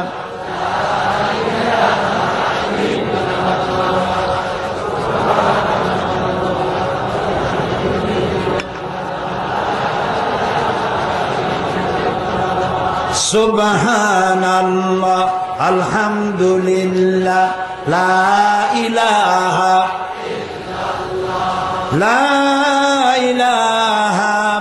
ইল্লাল্লাহু মুহাম্মাদুর রাসূলুল্লাহ। প্রিয় ভাই সব, মিশরের কথা গতকাল আনতে চেয়েছিলাম। আল্লাহ তাআলা যারা জুলুম করে, মানুষের উপর নির্যাতন করে, তাদের শাস্তি কেমনে দেয় আমার চোখ দিয়ে দেখে আসছে, চোখ দিয়ে দেখে আসছে। পৃথিবীর বহু দেশ আল্লাহ দেখাইছেন, 4টি মহাদেশের অন্তত 17 বেশি দেশ আল্লাহ দেখাইছেন, আলহামদুলিল্লাহ। মিশর যাওয়া হয়নি। গত বছর মিশর জামিউল আজহার থেকে দাওয়াত এলো, সম্মানজনক দাওয়াত পাইলাম, আলহামদুলিল্লাহ। জামিউল আজহার বিশ্ববিদ্যালয়ের ছাত্র ছাত্রীদের সংখ্যা 2.5 লক্ষ। হাজারো সভ্যতার লালন ভূমি মিশর। যখন প্লেনে গিয়ে নামলাম, এয়ারপোর্টে নামার পর দেখি বিশাল সাইনবোর্ড, লেখা আছে উদখুলুল মিসরা ইনশাআল্লাহু আমিনিন। সূরা ইউসুফ, মিশরে প্রবেশ করো, আল্লাহ চাইলে নিরাপত্তা প্রদান করা হবে, নিরাপত্তায় থাকবা। কোরআনে কারীমের আয়াত। আমার সফর ছিল 5 দিন। আমি ওদেরকে বলে দিলাম যে আমার শুধু একটু ঘুমাবার সময় দিও রাত্রে, আর যত পারো আবার আসতে পারবো কিনা জানি না, তবে মিশরের উল্লেখযোগ্য জায়গাগুলি সব দেখাইতে হবে। এটা মুসা আলাইহিস সালামের দেশ, ইউসুফ আলাইহিস সালামের দেশ, ইলিয়াস আলাইহিস সালামের দেশ, সালেহ আলাইহিস সালামের দেশ, হারুন আলাইহিস সালামের দেশ, হযরত লোকমানের দেশ, ইব্রাহিম আলাইহিস সালামের শ্বশুর বাড়ি। সুবহানাল্লাহ। আল্লাহ তাআলা দয়া করে নিলেন, আর আমি যে দেখি সব প্রোগ্রাম বানানো। প্রথম দিনেই আমাকে নেওয়া হলো জামিউল আজহারে। সেখানে ঢোকার আগেই এক মাজার পেলাম, এটি হচ্ছে বুখারী শরহ আইনি লিখেছেন যিনি, আল্লামা বদরুদ্দিন আইনি রহমতুল্লাহ আলাইহি। তার কবরের কাছে গিয়ে সালাম পেশ করলাম। এরপরে কবর পেলাম মাজার হযরত ইমাম শাফি রহমতুল্লাহ আলাইহি। তারপরে ইমাম ওয়াকি, হযরত ইমাম শাফির উস্তাদ ইমাম ওয়াকি রহমতুল্লাহ আলাইহি। তারপরে মাজার পেলাম হযরতে জালালউদ্দিন সৈয়দী রহমতুল্লাহ আলাইহি। জালালাইন শরীফের দুই জালালাইনের এক জালাল। শাইখুল আজহারের সঙ্গে দেখা হলো, আলোচনা হলো। তারপরে হযরত আমর ইবনুল আস রাদিয়াল্লাহু তাআলা আনহু যিনি মিশর দখল করেছিলেন, তার মসজিদ ভিজিট করলাম। সেই সময় তিনি মসজিদ বানিয়েছেন, সেই মসজিদ এখনো আছে, যার ভেতরে নামাজ পড়তে পারে 1 লক্ষ লোক। খতমে কোরআনের রাতে, তারাবির রাত, রমজান মাসে খতমে কোরআনের রাতে বারান্দা টারান্দা রাস্তাঘাট ভর্তি হয়ে প্রায় 5 লক্ষ লোকের সমাবেশ হয়। মোনাজাত করেন শেখ জিবরিল। আমি শুনে তো অবাক, জিবরাইল আলাইহিস সালাম আসে এখানে? কইছে না, শেখ জিবরিল ওনার নাম। এরকম আজিব নাম শুনিনি আমি এর আগে। আমি তার ক্যাসেট চাইলাম, তিনিও তার সাথে মোনাজাতে অংশগ্রহণ করার জন্য এত লোক এখানে হবে। পরের দিন চলে গেলাম বুহায়রা কারুন দেখার জন্য, সূরা কাসাস। মুসা আলাইহিস সালামের কথা যে আল্লাহ কত বলছেন কোরআন শরীফে, সব থেকে বেশি বলেছেন মুসা আলাইহিস সালামের কথা। সুবহানাল্লাহ। মুসা আলাইহিস সালামকে আল্লাহ তাআলা বলছেন, মুসা তুমি ভয় পাও, আমি তো তোমারে আমার জন্য বানাইছি। সুবহানাল্লাহ বলেন। ও মুসা, তোমারে আমি আমার জন্য বানাইছি। সুবহানাল্লাহ। জি। তারপরে বুহায়রা কারুন, কারুনের বাড়ি ঘর যেখানে ছিল, মুসা আলাইহিস সালামের উপর তহমাত দিয়েছিল, যাকাত দিতে রাজি হয় নাই, আল্লাহরে মানতে রাজি হয় নাই, আল্লাহ গজব দিলেন। ওর সম্পদ ছিল কত? কোরআন শরীফ বলছে যে তার সম্পদের যেসব সিন্ধুকে সম্পদ ছিল, ওই সম্পদের চাবি বহন করত শক্তিশালী বহু লোক, অনেক উট এই চাবিগুলি বহন করত। আর সম্পদ ছিল যে এরিয়া নিয়া, সেটা ছিল 54,000 একর জমি। 54,000 একর। এই 54,000 একর জমিন আল্লাহ তাআলা গজব দিলেন, ধসাই দিলেন। সেইখানে গিয়ে দাঁড়ালাম, আল্লাহর গজবের নিদর্শন দেখলাম। শুধু পানি আর পানি, সমুদ্রের মতো, সামনে ডানে বামে কিচ্ছু দেখা যায় না, শুধু পানি আর পানি। আল্লাহ আছেন না? আছেন না? সুবহানাল্লাহ। চোখে দেখে আসছি। এরপরে পরের দিন আমার প্রোগ্রাম হলো তুরে সায়না। মুসা আলাইহিস সালামের সাথে আল্লাহ যেখানে কথা বলছে, আল্লাহু আকবার। জীবনের বড় স্বাদ ছিল, আল্লাহ কথা বলছেন যেই জায়গায়, সেই জায়গাটা দেখা। আল্লাহ দয়া করে নিয়ে গেলেন। এটা কায়রো থেকে প্রায় 500 কিলোমিটার দূরে। সকালবেলায় নাস্তা করি, নাস্তা সাথে নিয়ে রওনা করলাম সুয়েজ খালের তলা দিয়া। জোহরের রক্তে পৌঁছে গেছি তুরে সায়না। সাইন দেখা গেল, তুরে সায়না শুরু হয়েছে।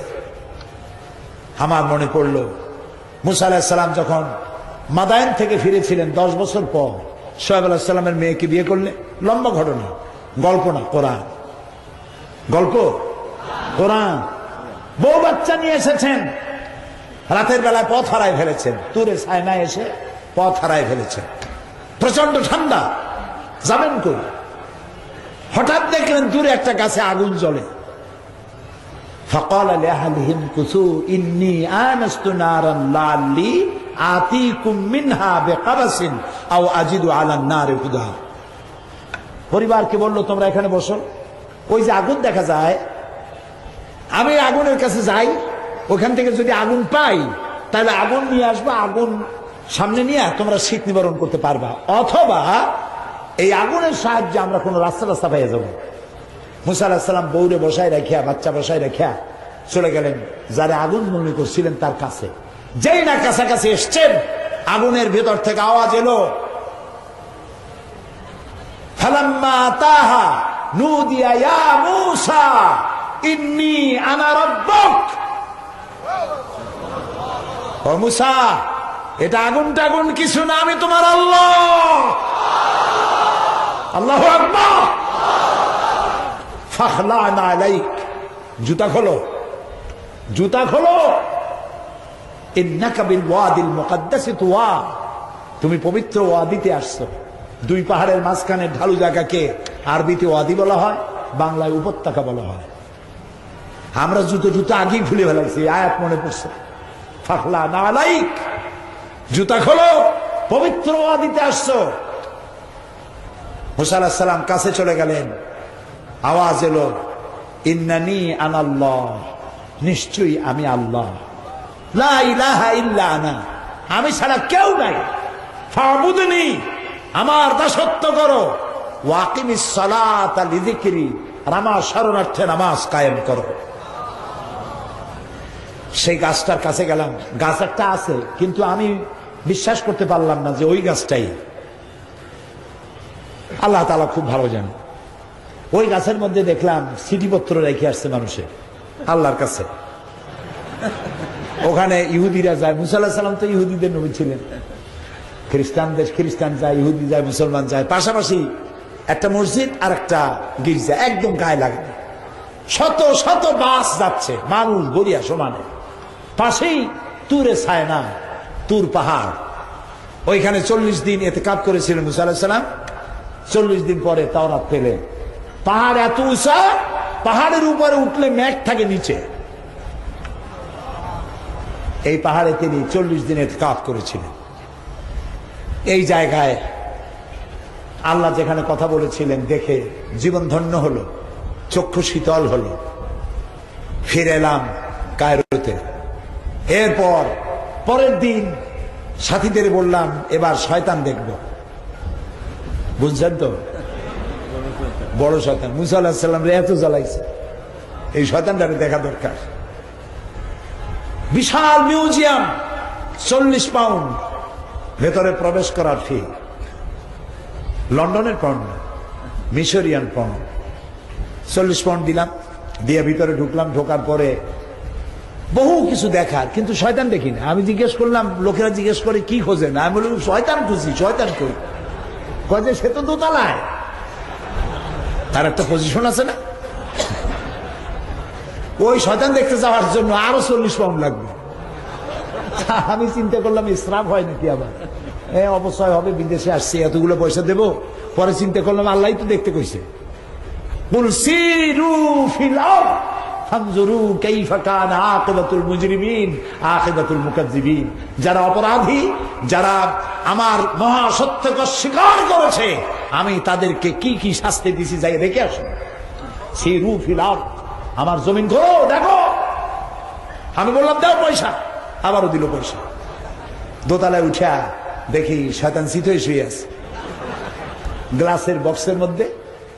3500 বছর আগের লাশ, 3500 বছর আগের লাশ। মাথায় এখনো চুল আছে, পেছনের দিকটা দাঁত আছে 2-1টা, হাতের কয়েকটা নখ আছে, পায়েরও কয়েকটা নখ আছে, চোখ দেখা যায়। চিন্তা করলাম শয়তান তো জীবনে দেখি নাই, শয়তান যদি দেখতাম মনে হয় এইরকমই বোধহয় শয়তান হবে। কত রূঢ়, কত হিংস্র, কত দুর্ধর্ষ, কি মারাত্মক নিষ্ঠুর লোক ছিল। সমস্ত বনি ইসরায়েলের ছেলেগুলিকে সব মেরে ফেলেছে। মুসা আলাইহিস সালামকে হইতে দেবে না, আর আল্লাহ মুসাকে পাঠাবে। কার প্ল্যান কার্যকরী হবে? আল্লাহর প্ল্যান কার্যকরী হলো। মুসার প্ল্যান ভেস্তে গেল, ফেরাউনের প্ল্যান শেষ হয়ে গেল। ফেরাউনের লাশ দেখলাম। এরপরে মুসা আলাইহিস সালামকে যেখান থেকে ভালানো হয়েছিল, তার মা যেখানে ভালাইছিল দরিয়া নীলের, এবং যেখান থেকে উঠাইছিল সেসব জায়গাও চিহ্নিত আছে। এরপরে মুসা আলাইহিস সালাম যেখানে তার উম্মত নিয়ে বসে কথাবার্তা বলতেছিলেন, সেখানে ফেরাউন ঘিরে ফেললো। আর মুসা আলাইহিস সালামের লোকেরা বলল, ইয়া মুসা ইন্না লামুদরাকুন, আমরা পাকড়াও হয়ে গেছি, পালাবার তো পথ নাই। দেখেন আল্লাহর পয়গম্বর, শত্রু কয় দিকে? 3 দিকে। কয় দিকে? আরেকদিকে কি? দরিয়া, বাহা, নদী নয়, সমুদ্র। 3 দিক থেকে আক্রমণ করেছে, পালাবার কোনো রাস্তা নাই। মুসা আলাইহিস সালাম বললেন, কাল্লা রব্বি সায়াহদিন, কখনো নয়, অবশ্যই আমার আল্লাহ আমাকে পথ দেখায় দিবেন। মুসা আলাইহিস সালাম তাকায় দেখলেন দরিয়ার মধ্যে ফাঁক হয়ে গেছে। পানি দরিয়ার নিচ থেকে শুরু করে পর্যন্ত উঁচা দেওয়াল, ওখানে নিচের থেকে শুরু করে পর্যন্ত দেওয়াল, মাঝখানে বিশাল রাস্তা, এপার আর ওপার। সুবহানাল্লাহ কবেন না? গল্প না কোরআন? কোরআন। মুসা আলাইহিস সালাম পাড়ি দিয়ে মাঝখানে গেছে হাঁটে হাঁটে, ফেরাউন তার দলবল নিয়ে নেমে গেছে। যেই না মাঝখানে আসছে ততক্ষণে মুসা আলাইহিস সালাম উপর চলে গেছে। আল্লাহ তাআলা তখন, তিনি তো কাপ আর নুনের মালিক, বললেন কোন, রাস্তা বন্ধ। শুরু হয়ে গেল তুফান, প্রচন্ড উর্মিমালায় তুফানে ডুবতে ডুবতে সাথী সঙ্গী সব শেষ। ফেরাউন একা বেঁচে আছে, একবার নিচে যায় আর একবার উপরে ওঠে। পানি খেতে খেতে পেট 6টা তরমুজের মতো হয়ে গেছে। ফেরাউন বলছে, ও দেখলো আর তো বাঁচার উপায় নেই। সে বলল, আমানতু আন্নাহু লা ইলাহা ইল্লাল্লাযী আমানাত বিহি বানু ইসরাঈল। ঈমান আনলাম ওই ইলাহের উপরে, যার উপরে ঈমান এনেছে বনি ইসরাঈলেরা। আল্লাহরে বুঝাইতেছে, আল্লাহ তুমি ভুল বুঝো না, বনি ইসরাঈলেরা যে ইলাহের উপর ঈমান আনছে, আমি কিন্তু তার উপর ঈমান আনলাম। ওয়া আনা মিনাল মুসলিমিন, আর আমি তো একজন মুসলমান, এই তো কলেমা পড়লাম, তারপরেও চুবাও কেন? আল্লাহ তাআলা বলছেন, এখন ওয়াকাদ আসাইতা ক্বাবলু ওয়া কুনতা মিনাল মুফসিদিন। অথচ তুমি এই দেশে আমার মানুষের উপরে তোমার হুকুম চালু করেছো, মানুষকে নির্যাতন করেছো। ফেরাউন বলছে, আনা মিনাল মুসলিমিন, আমি মুসলমানদের একজন। আল্লাহ কয়, অকুনতা মিনাল মুফসিদিন। বেটা তুই তো সন্ত্রাসী, কি আর মুসলিম তুই? মুসলমান তো সন্ত্রাসী হইতে পারে না। মুসলমান সন্ত্রাসী হতে পারে? মুসলমান কখনো সন্ত্রাসী হতে পারে না। সুতরাং তুই সন্ত্রাসী, তোরে আমি শুধু মারবই না, আল ইয়াউমা নুনাজ্জিকা বিবাদানিক, শুধু মারবই না, তোর মৃত্যুর পরে পানি তোর বডিকে বাঁচাবে না, জলচর প্রাণী তোর শরীর খাবে না, মাটিতে পচবে না, গলবে না, আমি তোর শরীরকে শুটকি বানাইয়া রাখবো কিয়ামত পর্যন্ত। এই পৃথিবীতে যত জালিম আর স্বৈরাচার আসবে, তোরে দেখে যেন তারা দৃষ্টান্ত শিক্ষা নিতে পারে। আল্লাহ তাআলা রেখে দিয়েছেন ৩৫০০ বছর ধরে লাশ আছে এবং থাকবে। আল্লাহ তাআলা মিশরে অনেক কিছু দেখালেন, 5 দিনে বহুত কিছু দেখছি, সব বইয়ের মধ্যে লিখেছি। সব কথা এখানে শুনলে তাহলে তো সমস্যা হবে, আর আমি শুনাইতেও পারবো না। প্রিয় ভাই সব, এই মিশরের এই ঘটনা এই জন্য বললাম, পৃথিবীতে যে আল্লাহ ফেরাউনরে ডুবাইছে, যে আল্লাহ তার নমরুদকে জুতা দিয়ে পিটাইছেন, যে আল্লাহ তাআলা জালিমদেরকে, জামাল নাসেরের মতো জালিম, মুস্তফা কামাল পাশার মতো জালিম, রেজা শাহ পাহলভীর মতো জালিম যে আল্লাহ ধ্বংস করেছেন, 2 অক্ষরের যে জালিম সারা পৃথিবীর মুসলমান জানাচ্ছে, আল্লাহ তাকে দমন করার জন্য যথেষ্ট নয়। আল্লাহ তাআলা তিনি দেখবেন এবং তিনি বিচার করতে যথেষ্ট। সুতরাং মুসলমানদের কোনো ভয় নাই। কোনো ভয় আছে? আপনারা যখন বলবেন মাতা নাসরুল্লাহ, আল্লাহ তোমার সাহায্য কখন পাবো, এই বলে যখন চিৎকার মারবেন, আল্লাহ তখন বলবেন, আলা ইন্না নাসরাল্লাহি করিব, আমার মদদ তোমাদের জন্য অবধারিত। বাংলাদেশ শাহজালালের দেশ, শাহ মখদুমের দেশ, শাহ আমানতের দেশ, খানজাহানের দেশ। এই দেশে ধর্ম নিরপেক্ষ মতবাদীরা আর ক্ষমতা আসতে পারবে না ইনশাআল্লাহ। এখানে সন্ত্রাস বন্ধ হবে। আমার দেশের র্যাব, আমার দেশের পুলিশ, আমার দেশের সেনাবাহিনী আমার দেশের গৌরব। আলহামদুলিল্লাহ। বাংলাদেশ সেনাবাহিনী স্বাধীনতার 1971 সাল থেকে শুরু করে পর্যন্ত দেশের দেশপ্রেমের যে কোনো প্রশ্নে উত্তীর্ণ বাংলাদেশ সেনাবাহিনী। যে দেশে গেছে সেই দেশে বাংলাদেশ সেনাবাহিনী সুনাম কুড়িয়ে এনেছে বাংলাদেশে। আলহামদুলিল্লাহ, আমরা বলি আলহামদুলিল্লাহ। সুতরাং আমার সেনাবাহিনী আছে, আমার র্যাব আছে, আমার পুলিশ আছে, আমার বিডিআর আছে, আমার 14 লক্ষ মানুষ আছে, আর আছে তাদের 14 কোটি মানুষ, এর 28 কোটি হাত। সুবহানাল্লাহ। আলহামদুলিল্লাহ, কোন সন্ত্রাস নয়, মারামারি নয়, গণতন্ত্র। আমি একটি স্পষ্ট কথা এখন বলবো, এই কথাটি কানে নিয়ে বাড়ি চলে যাবেন। সেই কথাটি হচ্ছে এই, সন্ত্রাস দিয়ে পৃথিবীতে ইসলাম আসে নাই, কোন নবী সন্ত্রাস করেন নাই, কোন সাহাবী সন্ত্রাস করেন নাই, কোন গোপন আন্দোলন ইসলাম বিশ্বাস করে না, সন্ত্রাসে বিশ্বাস করে না।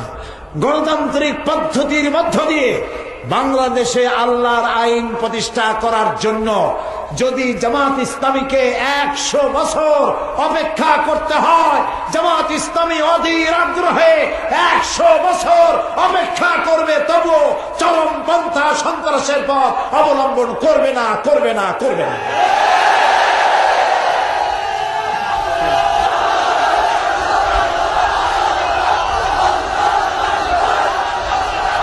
সুতরাং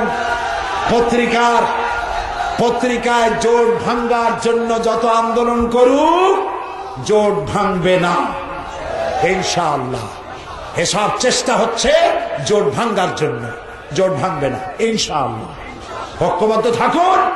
পত্রিকার কোন খবর পড়ে, পত্রিকা কোন ওহী নয়, যা লেখে তা সত্য তা নয়, টিভি চ্যানেলে যা বলে তা সত্য, সবটা সত্য নয়। এই জন্য কোরআন শরীফের সূরা হুজুরাতে আল্লাহ তাআলা বলেছেন, কি বলেছেন? আয়াতটা আমার মুখস্থ নাই। ইজাজা ফাসিকুন বিনাবাইন ফাতাবায়ানু, অর্থাৎ কোন ফাসেককে, ফাসেক হলো সেই ব্যক্তি যে ব্যক্তি প্রকাশ্যে আল্লাহর সাথে গুনাহ করতে শরম পায় না, ভয় পায় না, এটা হলো ফাসেক। এইরকম কোন ফাসেক যদি কোনো খবর প্রকাশ করে, সেই খবর শোনা মাত্র বিশ্বাস করো না, সূরা হুজুরাতে আল্লাহ নিজে বলেছেন। কারণ এটা বিশ্বাস করলে পরবর্তী পর্যায়ে তোমাকে পস্তাতে হতে পারে, আল্লাহ বলেছে। কাজী সারা দেশে পত্রিকা আসলো আর সব চেষ্টা করলো, সব দোষ জামাত ইসলামী আর শিবির, সব শেষ। বিষয়টা এত সহজ নয়।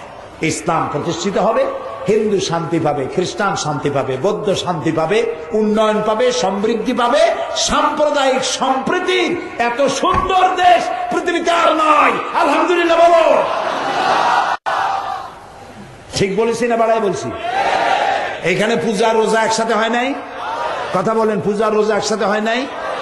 এই পূজা রোজা যে একসাথে হয়েছে, আপনারা দুর্গা মন্দিরের দুর্গার মাথা ভাঙছেন কয়টা? মন্দির ভাঙছেন কয়টা? কয়টা হিন্দু পিঠায় ভারতে পাঠাইছেন? কাজী বাংলাদেশে সাম্প্রদায়িক সম্প্রীতি বিনষ্ট হয়েছে বলে যারা বাংলাদেশে আর বাইরে যারা মানুষকে বলে বেড়ান, তারা 100% মিথ্যেবাদী। লানাতুল্লাহি আলাল কাযিবিন।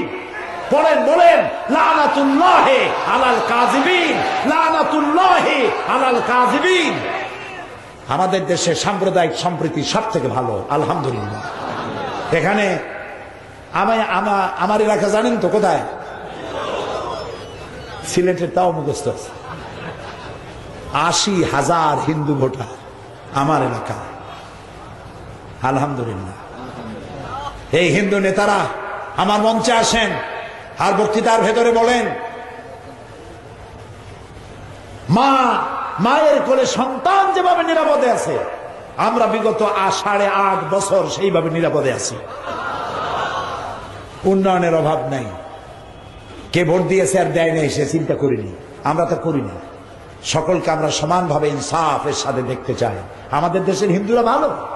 যখন আমাদের দেশে হিন্দুরা প্রতিবেশী হিন্দু মারা গেলে মুসলমানরা দেখতে যায় না? যায় না? হিন্দুর অসুখ হয়েছে, একটু আপেল নিয়ে কমলা নিয়ে দেখতে যায় না? আবার মুসলমানের অসুখ হলে হিন্দুরা আসে না? ওদের পূজা হলে আমাদের ছেলেমেয়েরা দেখতে যায় না? আবার আমাদের ঈদের দিনে আমাদের প্রতিবেশী হিন্দুরা আমাদের সেমাই, আমাদের পায়াসের শরীক হয়। পৃথিবীতে কোথায় আছে এমন? সুতরাং এই দেশটিকে অকার্যকর, ব্যর্থ, অযোগ্য, অপদার্থ, চোর, হাবিজাবি কথা বলিয়া ক্ষমতা হারাবার উন্মাদনায় পাগল হয়ে গিয়েছে। আল্লাহ তাআলা এই দেশের প্রতি শান্তি দান করুন। গোটা পৃথিবীর মুসলমানদেরকে আল্লাহ শান্তি দান করুন। মোনাজাতের পর আজান হবে, বা জামাত এশার নামাজ পড়ে যাবেন। আর মোনাজাতের আগে একটু সময় চাই। আপনারা আমাকে এতক্ষণ সময় যখন দিচ্ছেন, আর 5টা মিনিট সময় কি দেবেন? দেবেন? সিলেটের মানুষেরা আমাকে প্রাণ দিয়ে ভালোবাসে, এটা আমি জানি। আলহামদুলিল্লাহ, আমিও আপনাদেরকে ভালোবাসি। এই ভালোবাসায় কোনো স্বার্থ আছে? আল্লাহরে বলি, আল্লাহ এই সিলেটবাসীরা নিঃস্বার্থভাবে আমাকে ভালোবাসে, আলেমদের ভালোবাসে, এই ভালোবাসার বিনিময় কিয়ামতের দিনে জান্নাতে বসার তৌফিক আমাদের দিয়ে দিও। এই আঞ্জুমানে খেদমতে কোরআন বিরাট কষ্ট করে, পরিশ্রম করে, প্রতি বছর বহু টাকা ঋণ হয়ে যায়। আপনারা আপনাদের পাশেই বাক্স আছে, এই বাক্সগুলির মধ্যে আপনারা কিছু টাকা ফালাইলেই, তাড়াতাড়ি করে ফালালে, দ্রুত ফালালে, তাহলে আমরা মোনাজাতটা করে দিই। পকেটে হাত দেন আর ওই বাক্সের মধ্যে ফালাই দেন। 5টা মিনিট সময় দাঁড়াবেন না, কেউ মোনাজাত না করে যাবেন না। লন্ডনে যেসব মুসলমান আছে, সৌদি আরবে আছে, কুয়েতে আছে, কাতারে আছে, আমেরিকা আছে, সবার জন্য দোয়া করা হবে। মাত্র 5টা মিনিট সময়, মাত্র 5 মিনিটস। লা ইলাহা ইল্লাল্লাহ, লা ইলাহা ইল্লাল্লাহ, লা ইলাহা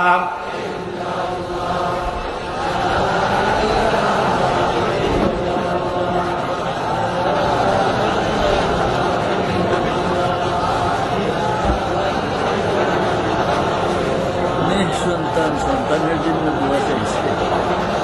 প্রিয় ভাই সব, এক্ষুনি মোনাজাত হবে, এক্ষুনি বসেন। হযরত মাওলানা আব্দুল মালিক সাহেব উস্তাজুল আসাতিজা, হাজারো আলেমের উস্তাদ, বার্ধক্যে উপনীত হয়েছেন। তিনি বলছেন, অনেক মেয়ে লোক দোয়া চেয়েছেন, সন্তান নাই। আমরা দোয়া করবো আল্লাহ নিঃসন্তানীকে সন্তান দিক, বলেন আমিন। যারা লন্ডনে আছে, যারা আমেরিকা আছে, যারা বিভিন্ন জায়গায় সিলেটের ভাইরা আছেন, সবার জন্য দোয়া হবে। আল্লাহ যেন দোয়া কবুল করেন, বলেন আমিন। ঢাকা থেকে অনেক লাইব্রেরি আছে, যাওয়ার সময় বই কিনে নিয়ে যাবেন। কোরআন শরীফ অনেকে বোঝে না। আল কোরআন একাডেমি লন্ডন, আল কোরআন একাডেমি লন্ডন, তারা কোরআন শরীফ সেবেছে সহজ সরল বাংলা অনুবাদ, একদিকে আরবি আর একদিকে বাংলা অনুবাদ, খুবই সহজ সরল, এত সুন্দর সহজ সরল অনুবাদ এর পূর্বে আমি দেখি নাই। এত সুন্দর তাফসীর নয়, শুধু অনুবাদ, 750 পৃষ্ঠা, হাদিয়া মাত্র 120 টাকা। বাংলাদেশের কোন প্রকাশনী দিতে পারবে না, তারা লাভের জন্য এটা করে নাই। শুধুমাত্র মুসলমানেরা কোরআন যেন বোঝে, অন্তত অর্থটুকুন বোঝে, এই জন্য কস্টিং প্রাইজও না, এমনি মানুষের কাছে কোন রকম এগুলি পৌঁছে যায়। সেই জন্য 120 টাকা হাদিয়ায় এত বড় 750 পৃষ্ঠা কোরআন শরীফ হাদিয়া দিয়া আপনারা নিয়ে যাবেন। আর সন্ত্রাসের ব্যাপারে যে দায়ী করা হয় আলেম ওলামাদেরকে, ইসলামকে, সন্ত্রাসের সাথে ইসলামের যে কোনো সম্পর্ক নাই, কোনদিন ছিল না, আজও নাই, সে ব্যাপারে সন্ত্রাস ও জঙ্গিবাদ দমনে ইসলাম, এটি আমার লেখা। এই বইটি পাওয়া যাবে মাত্র 20 টাকা। কোরআন হাদিসের দলিল দিয়া ভরা, সন্ত্রাসের উৎপত্তি কোথায়, কারা করেছে, কারা করতেছে, তাদের পরিকল্পনা কি, এগুলি এর মধ্যে লেখা আছে। প্রত্যেকটি শিক্ষিত মুসলমান নরনারী এটা পড়া উচিত। পেছনে পাওয়া যাবে, আপনারা এই বইগুলি পেছন থেকে নিয়ে যাবেন। আরো অনেক বই আছে, আপনারা নিবেন। আল্লাহ তৌফিক দান করুন।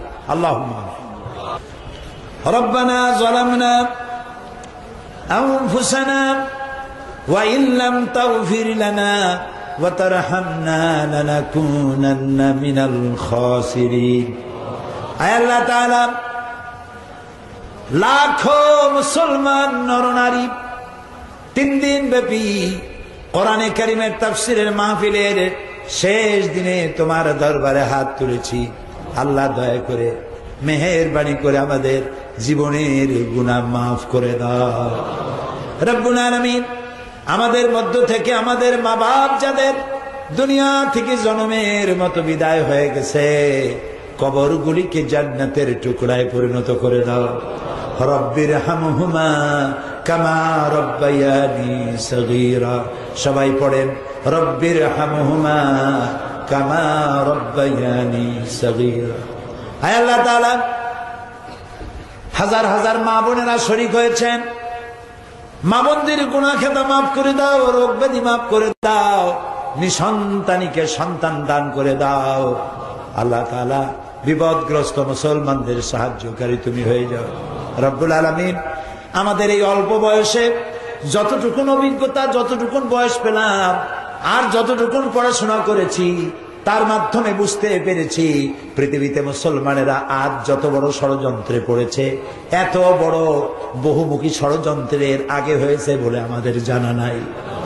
রব্বুল আলামিন, তোমার কাছে আশ্রয় প্রার্থনা করি, দুনিয়ার সব মুসলমানদেরকে ষড়যন্ত্রের হাত থেকে আল্লাহ তুমি রক্ষা করো। আমাদের এই প্রিয় জমিন, আমাদের এই প্রিয় জমিনে তোমার মাহবুব বান্দা হযরতে শাহজালাল ঘুমিয়ে আছেন। এই জমিনে শাহপরান, এই জমিনে হযরত খানজাহান আলী, এই জমিনে শাহ মাকদুম সহ কত বড় আলেম, কত বড় বড় ইসলামী চিন্তাবিদ, কত মোমেন বান্দা বান্দি এই জমিনে শুয়ে আছে। মাদ্রাসা আছে, মসজিদ আছে। এই জমিনের মানুষেরা সকালবেলায় ফজরের আজান শুনে ঘুম ভাঙ্গে, আবার এশার আজান শুনে নামাজ পড়ে রাতে শুতে যায়। আল্লাহ, এই দেশটাকে তুমি ভারতের দাস বানায়ো না, গোলাম বানায়ো না। আল্লাহ, কোন দেশের সেবা দাস বানায়ো না, তাবেদার রাষ্ট্র বানায়ো না। রব্বুল আলামিন, আমাদেরকে আমাদের মতো করে স্বাধীন অবস্থায় থাকার তৌফিক দান করে দিও। রব্বুল আলামিন, তোমার কত দয়া। সারা দেশে বোমাবাজরা যে বোমা জোগাড় করছিল, তোমার শকর আদায় করি। তুমি যদি ধরায় না দিতে মাবুদ, বাংলাদেশ ভাঙ্গে চুলে চুরমার হয়ে যেত। আল্লাহ, এই শেখ রহমান আর এই সিদ্দিকুল্লাহরে আল্লাহ জনমের শাস্তি দাও। যতগুলি মানুষ মেরেছে, যত মানুষকে মিসগাইড করেছে, আল্লাহ তোমার কাছে এদের হেদায়েত কামনা করি, শাস্তি কামনা করি। আরো যত দুষ্টরা পালায় আছে সবগুলো ধরায় দেয়। এই কাজে যারা মদত দিয়েছে, যারা বুদ্ধি দিয়েছে, যারা পরামর্শ দিয়েছে, যারা অস্ত্র সাপ্লাই করেছে, আল্লাহ তাআলা তোমার কোরআন সামনে আমরা লাখো জনতা তোমার কাছে বিনীতভাবে ফরিয়াদ করি, সমস্ত ষড়যন্ত্রকারীদেরকে গোটা রাষ্ট্রের জনগণের সামনে এদেরকে উলঙ্গ বানায় দাও। আল্লাহ তাআলা আমাদের দেশটাকে হেফাজত করো। আল্লাহ তাআলা ইসলামের কথা যারা বলেন, ইসলামের কাজ যারা করেন, তুমি তাদেরকে সাহায্য করো। আল্লাহ তাআলা এই লন্ডনের লক্ষ লক্ষ মানুষ, এই সিলেটের লক্ষ লক্ষ মানুষ লন্ডনে থাকেন, ইউরোপের বিভিন্ন দেশে থাকেন, আফ্রিকায় থাকেন, সৌদি আরবে, মিডল ইস্টে, আমেরিকায় থাকেন, রুজি রুটির জন্য তারা বিদেশে আছেন। আল্লাহ তাদেরকে সুস্থ রাখো, ভালো রাখো। এখানে তাদের পরিবার পরিজন যারা আছে, আত্মীয় স্বজন, তাদেরকে ভালো রাখো। আল্লাহ তাআলা তাদের হালাল রুজি কামাবার তৌফিক দাও, এবং সেই রুজি দিয়ে তারা এই দেশ গড়ার পেছনে যেন অবদান রাখতে পারে তৌফিক দান করে দাও। আল্লাহ তাআলা, তুমি আমাদেরকে আজকে খালি হাতে ফেরত দিও না। আল্লাহ তাআলা আঞ্জুমানে খিদমতে কোরআনকে কবুল করো। যারা সাহায্য করেছেন তাদেরকে কবুল করো, কিয়ামত পর্যন্ত কবুল করো। রব্বানা তাকাব্বাল মিন্না ইন্নাকা আনতাস সামিউল আলিম ওয়া তুব আলাইনা ইন্নাকা আনতাত তাওয়াবুর রহিম। সুবহানা রাব্বিকা রাব্বিল ইজ্জাতি আম্মা ইয়াসিফুন ওয়া সালামুন আলাল মুরসালিন আলহামদুলিল্লাহি রাব্বিল আলামিন। ওয়াজআল আখিরা কালামিনা ইনদাল মাউত লা ইলাহা ইল্লাল্লাহু